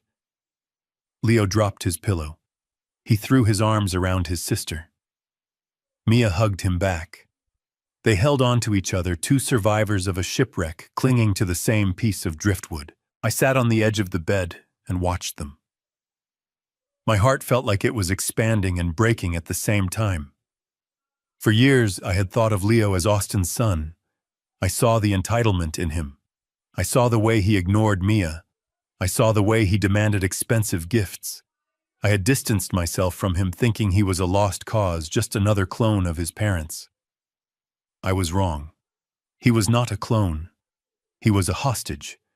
He was a victim of the golden child syndrome, just as Mia was a victim of the scapegoat dynamic. They were both abused, just in different ways. Mia was starved of food. Leo was fed a diet of materialism and emotional blackmail. I realized then that my mission had changed. When I boarded this ship, I came to rescue Mia. I came to take her away and leave Austin and Monica to rot in their own mess. I thought I would leave Leo with them. I thought he belonged to their world. But looking at him now crying in his sister's arms, I knew I could not leave him. If I left him, he would be destroyed. Monica would punish him for this betrayal for the rest of his life. She would crush his spirit until he became just like Austin, a spineless man ruled by fear. I could not let that happen. I stood up and walked to the small bathroom. I wet a washcloth with cold water. I came back and knelt beside them. "Wipe your face, son." I handed the cloth to Leo. He took it and wiped his eyes. He looked at me with a mixture of fear and hope. "Are you going to send me back there, Grandpa?" he asked. "To their room?" "No," I said. "But Mom said I have to. She said she is calling the lawyer." "Let her call," I said. Let her call the Pope for all I care. You are not going back to that room. You are staying here with me and Mia, but where will I sleep? Leo looked around the tiny cabin. There is only one bed. I smiled. It was the first genuine smile I had felt in days. Have you ever built a bunker, soldier? Leo shook his head. Well, you are about to learn. I stood up, grabbed the pillows. Mia grabbed the blankets. We moved the furniture. We pulled the mattress off the frame and put it on the floor. We took the cushions from the armchair. We built a fortress of pillows and sheets right there in the center of the room. It was not a luxury suite. It was not the icon of the sea's royal loft. It was a pile of bedding on the floor of a guest cabin. But as the three of us crawled into it, huddled together under the duvet, it felt like the safest place on earth. Grandpa, Leo whispered in the dark. Yes, Leo. Are you going to take us home? I am, I said. Both of us, he asked. I reached out in the darkness and found his hand. I found Mia's hand with my other one. I squeezed them both. Listen to me, I said, my voice fierce and low in the quiet room. I am not just your grandfather anymore. I am your guardian, and I do not care what lawyers your parents hire. I do not care how much money it costs. I am going to fight for both of you. You are a package deal now, Team Slater, and no one gets left behind. Not ever again. Promise, Mia whispered. I promise, I said. I lay there listening to their breathing slow down as they drifted off to sleep. They were exhausted. But I was wide awake. My mind was already back in logistics mode, planning the next phase of the operation. Getting off the ship was the easy part. The hard part would be the court battle. Austin would fight for Leo not because he loved him, but because Leo was an asset. Leo was the heir. Leo was the proof that they were a normal family. Losing Mia was an embarrassment, but losing Leo would be an ego death for Austin. He would fight dirty. He would use every trick, every lie, every ounce of leverage he had. But he didn't know what I had. He didn't know about the trust fund documents I had kept from 20 years ago. He didn't know about the clauses in the deed to his house. He didn't know that I had spent my career preparing for worst-case scenarios. I looked at the ceiling of the cabin. Sleep well, kids, I thought. Because when we land in Miami, Grandpa is going to war. And I have never lost a war. I stepped into the bathroom of the small cabin and closed the door until it clicked softly. The space was tight, barely big enough for a man of my size to turn around in. The harsh fluorescent light buzzed overhead, casting long shadows against the white tile. I looked at my reflection in the mirror. My eyes were rimmed with red, and the lines around my mouth seemed deeper than they had been this morning. I looked like a man who had been fighting a war for 20 years instead of 2 days. I sat on the closed lid of the toilet and pulled the satellite phone from my pocket. It was a heavy brick of a device that the captain had loaned me, explaining that it was the only secure line that could not be monitored by the ship's general switchboard. I dialed the number for Rachel Stein. Rachel was not a family lawyer in the traditional sense. She did not handle amicable divorces or estate planning for retirees who wanted to leave their porcelain cat collection to their nieces. Rachel was a shark. I had met her 10 years ago when the Army was dealing with a complex contracting dispute involving millions of dollars in logistics supply chains. She was the kind of lawyer who walked into a room and the temperature dropped 10 degrees. She did not have sympathy. She had strategy. And right now, I did not need a shoulder to cry on. I needed a weapon. She answered on the second ring. Bill. Her voice was crisp, clear, and completely devoid of sleepiness, even though I knew it was past midnight in Florida. I have been waiting for your call. I assumed you are on the ship. I am, I said. It is done. I have the kids. Austin and Monica are in the brig. Good, she said. That simplifies the custody arrangement. Abandonment is hard to argue against when you are in a holding cell on a cruise ship. But Bill, we have a bigger problem. I rubbed my forehead. I thought the problem was the $25,000 Austin stole from the account. That is the tip of the iceberg, Rachel said. Her voice dropped lower the way it always did when she was delivering the kind of news that ruins lives. After you called me about the withdrawal, I ran a full asset check on Austin. I wanted to see if he had hidden the money in an offshore account or a shell company. I did not find the money, Bill. But I found debt. A lot of it. How much? I asked. Bill, are you sitting down? I am. Austin has been leveraging everything he touches for the last 18 months, Rachel said. It started with credit cards. He maxed out 5 of them. Then he took out personal loans, the unsecured kind with 20% interest rates. He blew through all of that.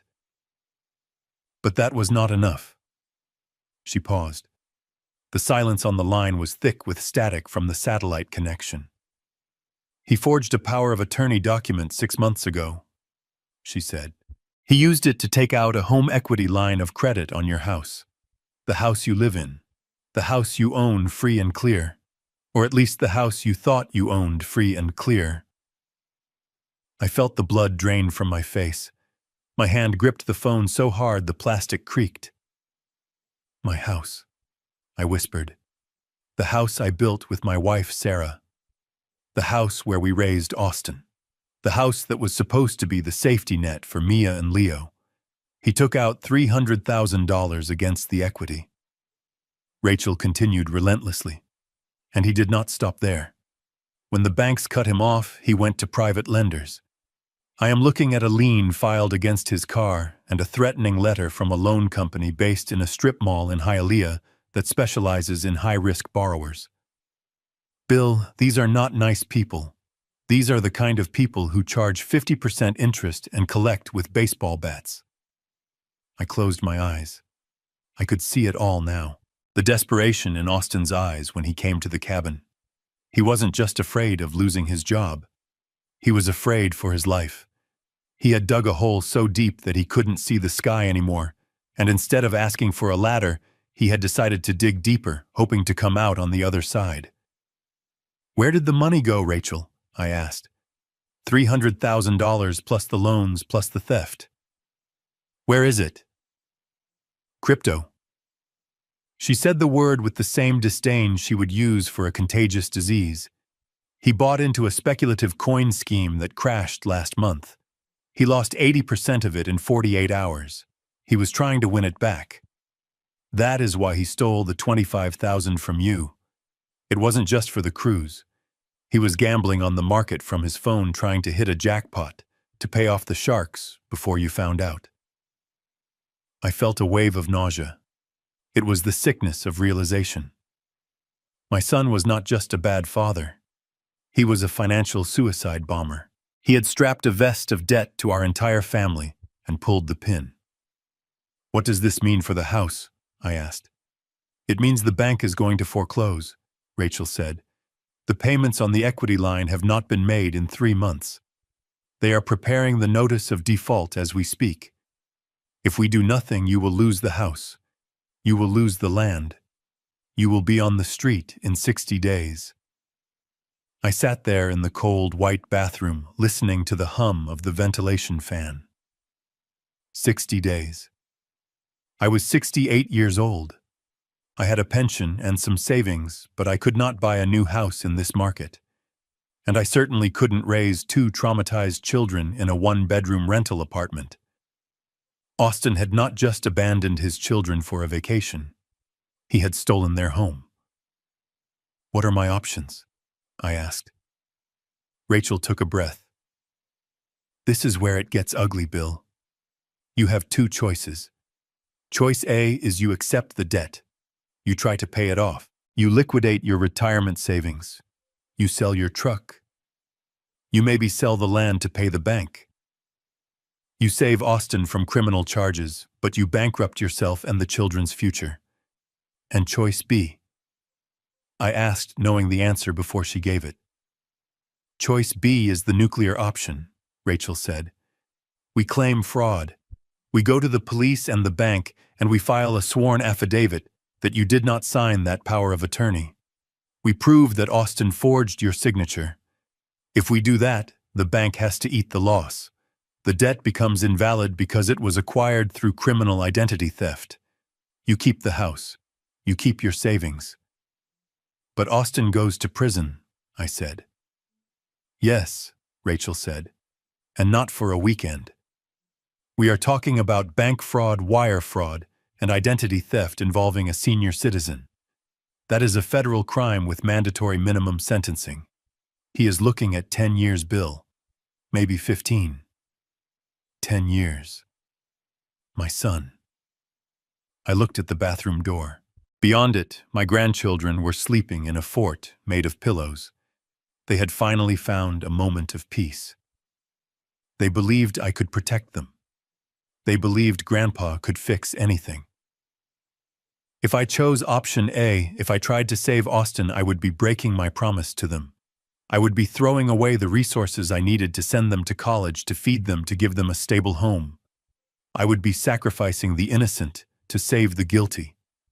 But if I chose option B, I would be the one putting the handcuffs on my own son. I would be the one testifying against him. I would be the one sending him to a cage for a decade. Bill. Rachel's voice cut through my thoughts. I need to know what you want to do. The bank opens in 5 hours. If we are going to file the fraud claim, we need to do it before the foreclosure process advances. We need to strike first. I stood up. I looked in the mirror again. The man looking back at me was crying. A single tear tracked through the stubble on my cheek, but his eyes were hard. They were the eyes of a commander who had just ordered an airstrike on his own position to stop the enemy from advancing. Austin had made his choice. He made it when he picked up the pen to forge my name. He made it when he locked the fridge. He made it when he chose greed over family. Now I had to make mine. I thought about the yellow note on the lobster. Be good. Austin had never been good. He had been spoiled. He had been protected. And that protection had rotted him from the inside out. Saving him now wouldn't help him. It would just enable him to destroy whatever was left. Rachel, I said. I am here, Bill. File the charges. There was a pause on the other end. A moment of respect. Are you sure? She asked. Once I send this packet to the FBI, there is no taking it back. The federal prosecutor will pick it up immediately. I am sure. I said, my voice steady. He stole my house. He stole my grandchildren's future. He is not my son anymore, Rachel. He is a liability. Cut him loose. Understood, Rachel said. I will have the papers ready for you to sign when you dock in Miami. I will meet you at the pier with the agents. One more thing, I said. Yes, the loan sharks, the ones in Hialeah. I will handle them, Rachel said, and I could practically hear her smiling. I will send a cease and desist letter attached to the federal fraud filing.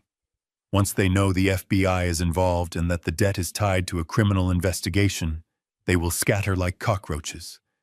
They do not want federal heat. They will write off the debt and disappear. Thank you, Rachel. Get some sleep, Bill. You have a war to fight tomorrow. I hung up the phone. I sat there for another minute, just breathing. I felt lighter. The decision was terrible, but it was right. It was the surgical removal of a tumor. I washed my face with cold water. I dried my hands. I unlocked the bathroom door and stepped back into the cabin. The room was dark and quiet. I walked over to the pillow fort. Mia was sleeping with her thumb near her mouth, holding onto Leo's sleeve. Leo was snoring softly. his face relaxed and young again, free from the stress of his mother's expectations. I lay down on the floor next to them. I didn't have a pillow, but I didn't care. I put my arm over them, creating a physical shield. Austin was going to lose everything. He was going to lose his freedom, his reputation, and his family. He would spend the next 10 years in a concrete box, wondering where it all went wrong. But this house, this family, the three of us lying on this floor, we were going to be okay. We were going to keep the house. We were going to plant a garden.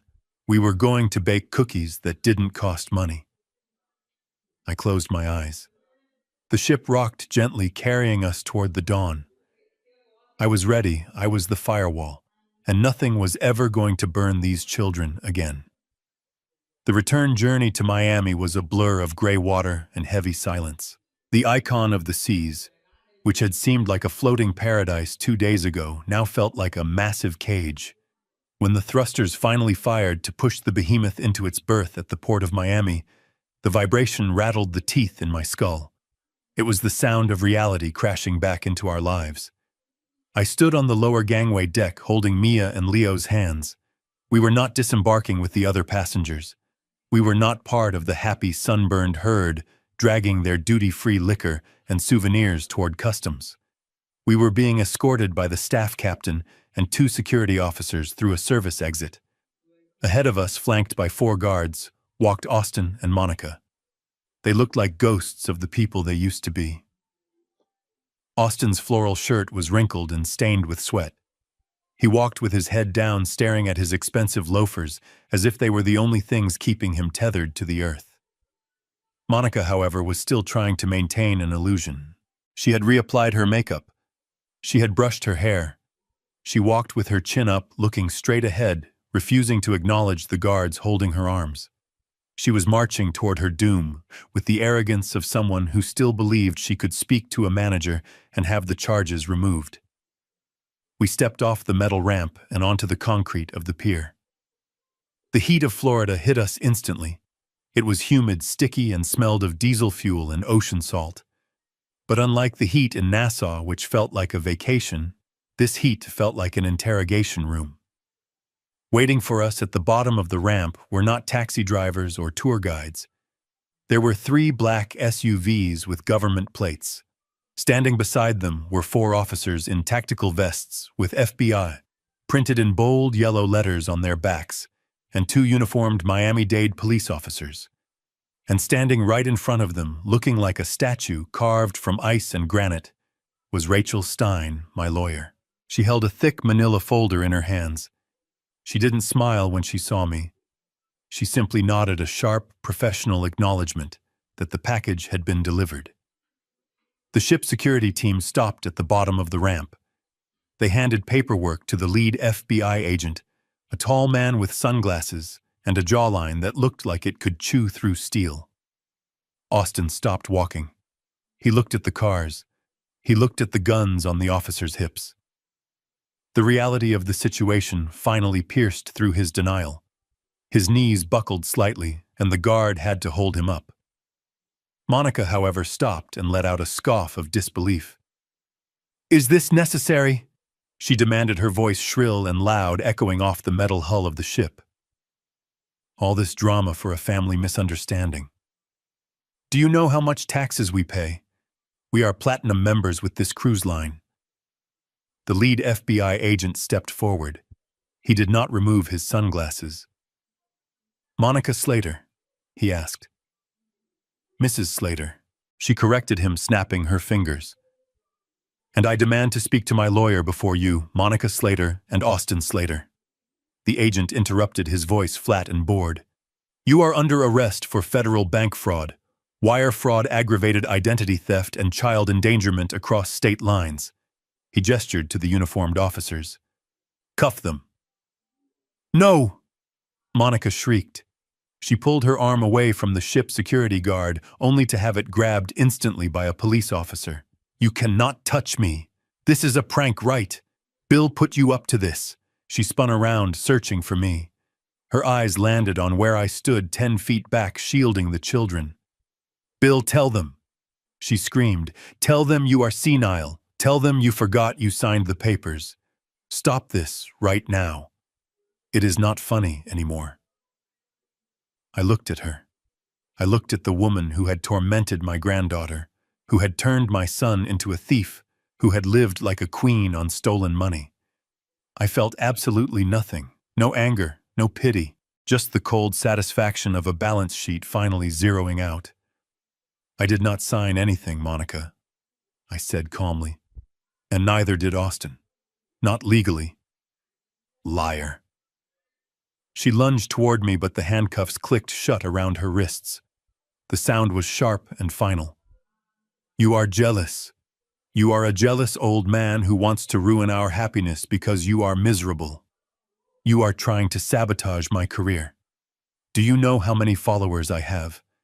I am going to live stream this. I am going to destroy you."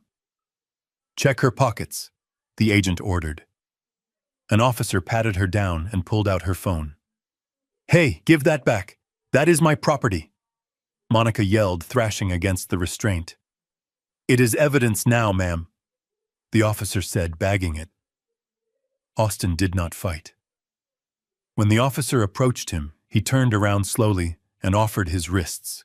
He was crying silently. He looked over the officer's shoulder at me. He mouthed 2 words. "I am sorry." I didn't respond. Apologies without restitution are just noise, and Austin had nothing left to offer but noise. They marched them toward the SUVs. The scene was attracting attention now. Dock workers stopped their forklifts. Passengers looking down from the balconies of the ship pointed and took photos.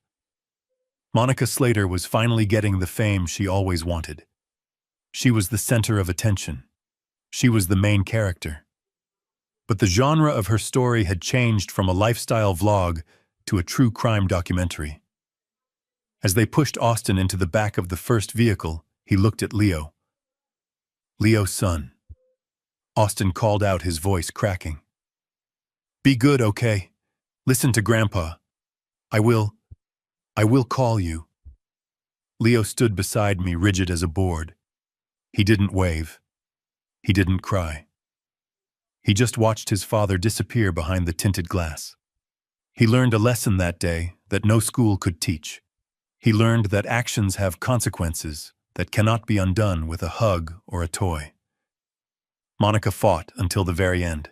As they tried to put her in the second car, she braced her legs against the doorframe.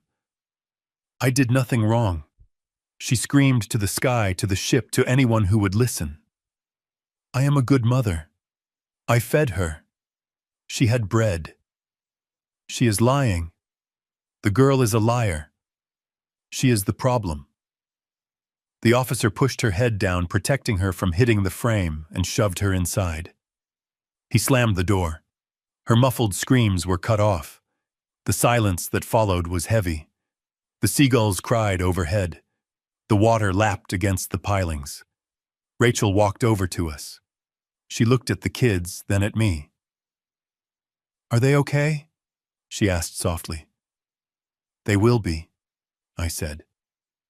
The agent walked over. He took off his sunglasses. He looked tired.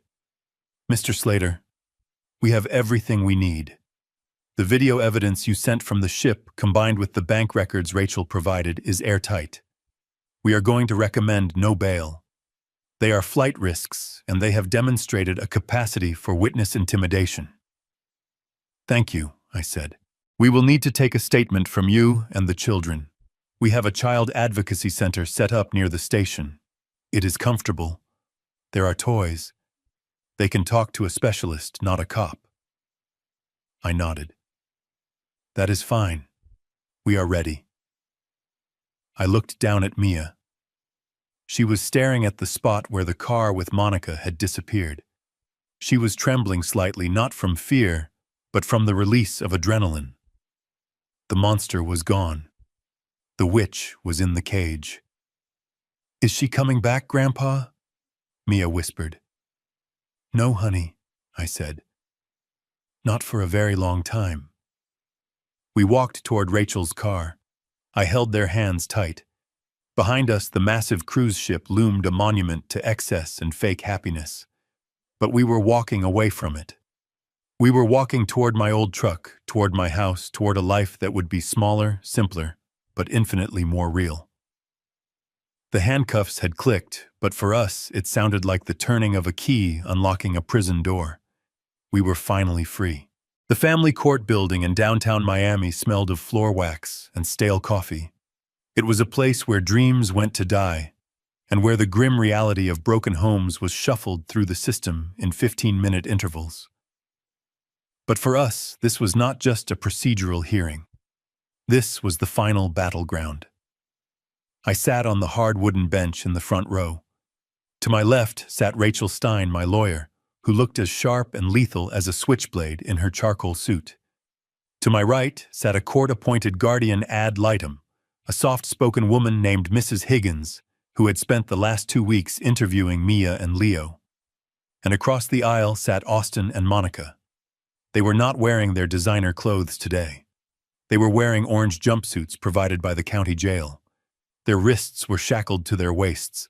The transformation was startling. Without his expensive watch and his floral shirts, Austin looked small. He looked like a child playing dress-up in a convict's costume. Monica looked worse. Her roots were showing, her makeup was gone, and her face was a mask of sullen rage. She kept glancing at the back of the courtroom, where the press was banned from entering, hoping for an audience that wasn't there. "All rise!" the bailiff shouted. Judge Elena Vance swept into the room. She was a woman in her 60s with eyes that had seen every variation of human cruelty imaginable. She did not look at the lawyers. She looked straight at the defendants. "Be seated," she commanded. "We are here to determine the permanent custody arrangement for Leo Slater and Mia Slater. We are also here to address the petition for the termination of parental rights filed by Mr. William Slater." Austin's public defender stood up. He was a young man with a cheap suit and a nervous twitch. He looked like he knew he was bringing a knife to a nuclear war. "Your Honor," he began, his voice wavering slightly. "My clients acknowledge that mistakes were made. However, they argue that termination of rights is too severe. They are willing to undergo counseling. They are willing to take parenting classes. They love their children, and they believe that with time and rehabilitation." Judge Vance held up a hand. The lawyer stopped mid-sentence. "Counselor," the judge said, "I have read the police report from the Port of Miami. I have seen the video footage of a chained refrigerator. I have read the psychological evaluation of the children. Do not waste my time with the word mistakes. This was not a mistake. This was a siege." She turned her gaze to Rachel.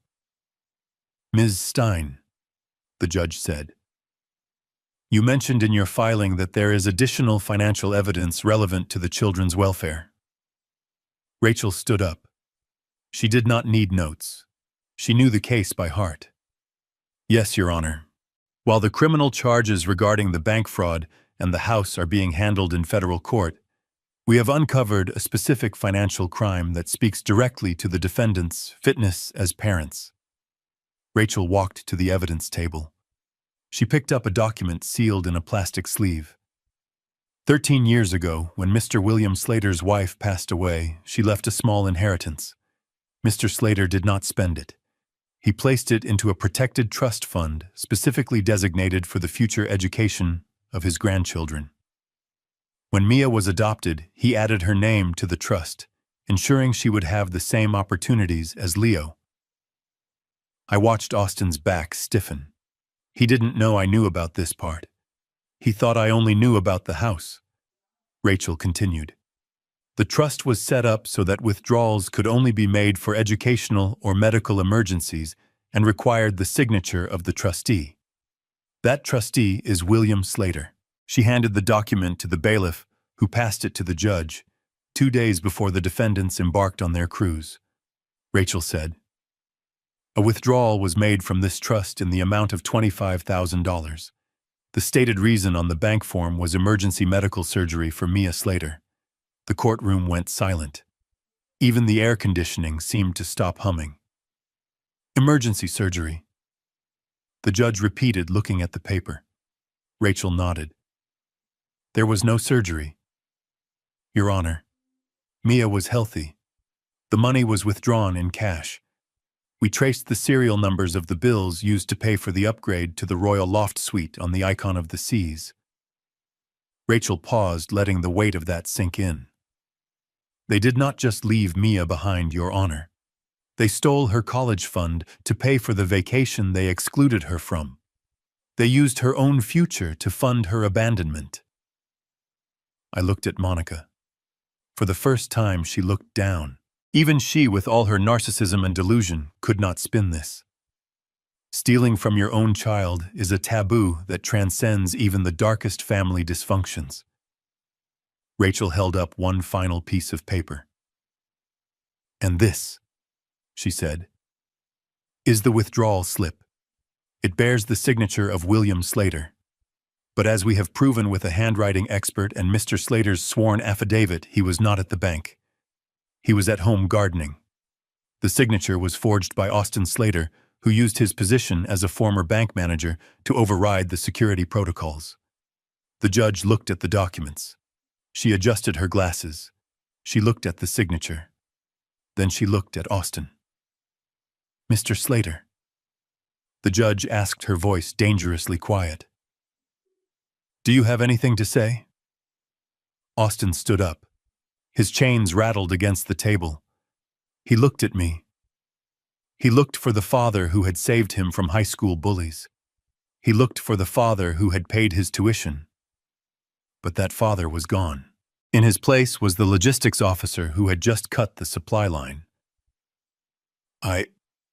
Austin stammered. I was going to put it back. When the crypto went up, I was going to put it all back plus interest. So it is true, the judge said. You gambled your daughter's education on internet coins. It wasn't gambling. Austin cried, desperation creeping into his voice. It was an investment. I did it for the family. I wanted them to have the best. You did it for yourself. The judge snapped. She slammed the folder shut. The sound echoed like a gunshot. I have heard enough. She picked up her gavel. She did not hesitate. She did not consult with her clerk. In the matter of Slater versus Slater, the court finds that the defendants, Austin and Monica Slater, have demonstrated a gross and criminal disregard for the physical, emotional, and financial well-being of their children. The court finds them unfit in every definition of the word. She looked at me. Mr. William Slater is hereby granted full permanent legal and physical custody of Leo Slater and Mia Slater. She turned back to Austin and Monica. Furthermore, the judge continued, I am granting the petition to terminate parental rights. You have forfeited the privilege of being parents. You will have no contact with these children until they are 18, and only then if they choose to find you. Which, given what I have seen today, I highly doubt they will. Monica screamed. She jumped up, knocking her chair over. You cannot do this. They are my babies. I built my brand around them. You are ruining my image. Bailiff, remove them, the judge ordered without looking up. 2 deputies moved in. They grabbed Monica by the arms. She was thrashing, screaming about her rights, screaming about her followers, screaming that it was all a conspiracy. Austin did not fight. He slumped in the arms of the officers, his legs dragging on the floor, a dead weight of shame and regret. I watched them go. I watched the heavy oak doors swing shut behind them. The silence that followed was not empty. It was full.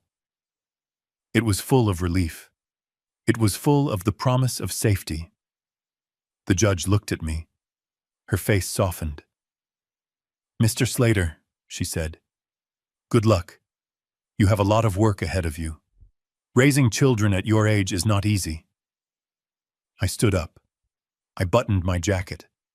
I felt stronger than I had in years. I have done hard things before, Your Honor, I said. This is not hard. This is necessary. We walked out of the courtroom. Rachel walked beside me, putting a hand on my shoulder. It is over, Bill, she said. They are gone. The federal trial for the fraud starts next month, but they will not be coming home. The house is safe. The kids are safe. I nodded. I walked to the window at the end of the hallway. I looked down at the street. I saw the transport van waiting to take Austin and Monica back to jail. I thought about the $20,000 I had carried in my boot. I thought about the fear in Mia's eyes when she called me. I thought about Leo's tears in the cabin. It had cost me my son.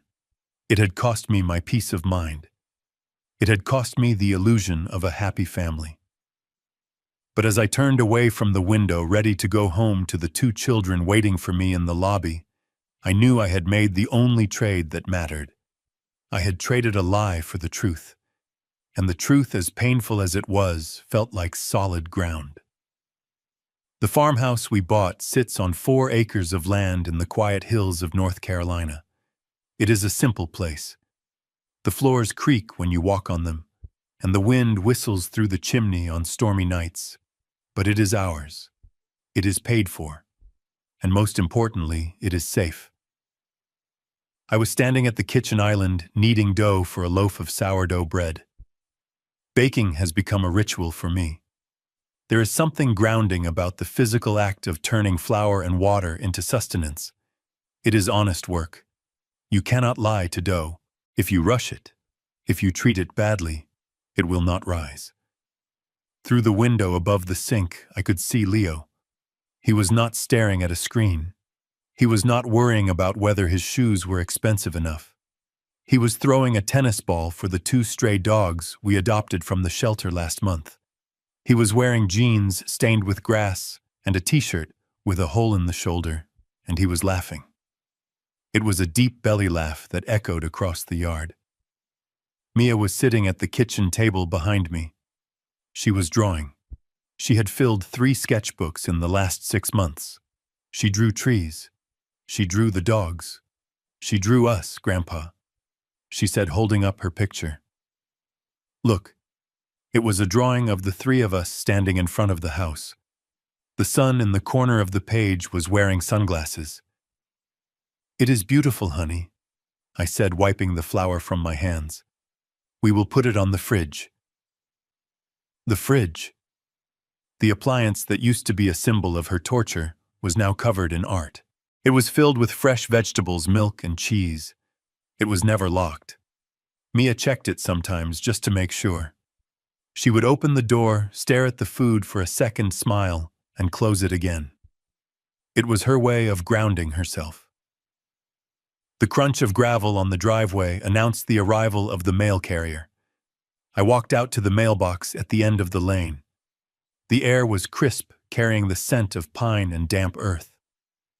I waved to the mailman, who waved back. He didn't know who I was. He didn't know I was the man from the viral video on the cruise ship. To him, I was just Bill, the old guy who bought the Miller place. I sorted through the mail as I walked back. Electric bill, seed catalog, a coupon for tractor supplies. And then I stopped. The last envelope was plain white. The return address was stamped in red ink. Federal Correctional Institution, low security. The name on the corner was Austin Slater. I stood there in the middle of the driveway. The sun felt warm on my shoulders, but the envelope felt cold in my hands. I had not heard from him in 6 months. Rachel told me he had tried to call, but I had blocked the number. I had blocked the prison system from contacting the house phone. I had severed the line. But letters still find a way. I walked back into the house. I did not hide the letter. I placed it on the counter next to the rising dough. "What is that, Grandpa?" Leo asked, coming in through the back door, wiping his muddy boots on the mat. "Just a bill," I lied. "A bill we do not have to pay." I waited until that evening. The kids were asleep. The house was quiet. I sat in the armchair by the stone fireplace where a fire was crackling softly, keeping the chill of the evening at bay. I picked up the letter. I used my pocket knife to slit it open. I pulled out the single sheet of lined yellow paper. The handwriting was messy, desperate. "Dear Dad," it began. I scanned the words. It was exactly what I expected. There was no remorse. There was no inquiry about how Leah was doing in school or if Mia was happy. It was a litany of complaints. The food is terrible. The guards are mean. Monica is filing for divorce and trying to pin everything on me. I need money for the commissary. I need you to appeal the case. I found God, Dad, and he told me you would forgive me. I read the lines about finding God and almost laughed. Austin hadn't found God. He had found a new angle. He was a chameleon trying to change his colors to blend into a new environment, but the lizard underneath was exactly the same. He ended the letter with a demand disguised as a plea. "You owe me this, Dad. You raised me. You cannot leave your son to rot in here." I lowered the paper. I looked at the fire. The flames danced orange and blue, consuming the oak logs, reducing them to ash to make heat for this home. "I owe you nothing," I whispered to the empty room. "I gave you life. I gave you love. I gave you opportunities, and you gave me betrayal. You gave me a granddaughter with PTSD and a grandson who had to unlearn how to be a materialist snob. I owe my loyalty to the people who sleep safely in the bedrooms upstairs. I owe my protection to the innocent. And sometimes protecting the innocent means being the villain in someone else's story." I did not fold the letter back up. I did not save it for a lawyer. I did not keep it as a souvenir of my victory. I leaned forward and tossed the paper into the fire. It landed on a burning log. For a second, nothing happened. Then the corner curled black. The yellow paper caught the flame. The words Austin Slater burned first, then the complaints, then the false prayers. I watched it until it was nothing but a fragile gray flake of ash floating up the chimney into the night sky. I sat back in my chair. The tension left my shoulders. People tell you that family is everything. They tell you that blood is thicker than water. They tell you to forgive and forget. They are wrong. Family is not about whose DNA you share. It is about who would bleed for you and who is holding the knife. I had to cut off a limb to save the body. It was the hardest thing I have ever done. But looking at the peace in this house, listening to the silence that is no longer filled with lies, I know I made the right choice. I am Bill Slater. I am a father. I am a grandfather. And I am finally free. If you have ever had to make a hard choice to protect the ones you love, let me know in the comments. Tell me where you are listening from. And if this story reminded you of your own strength, hit that like button and subscribe. Because sometimes the only way to build a new life is to burn the bridges to the old one. 열심히 하고 또 잘하면 된다. 네. 너네가 또 잘 돼가지고 그러면 또 얼마나 좋냐. 오빠 고마워. 맞지? 그렇구나. 이 형님들에게 감사하고 그러면은 감사할 방법은 잘 되면 돼. 네. 그게 보답이야. 그게 좋은 보답. 방송으로 보답하겠습니다. 네. 너네가 다 잘 돼가지고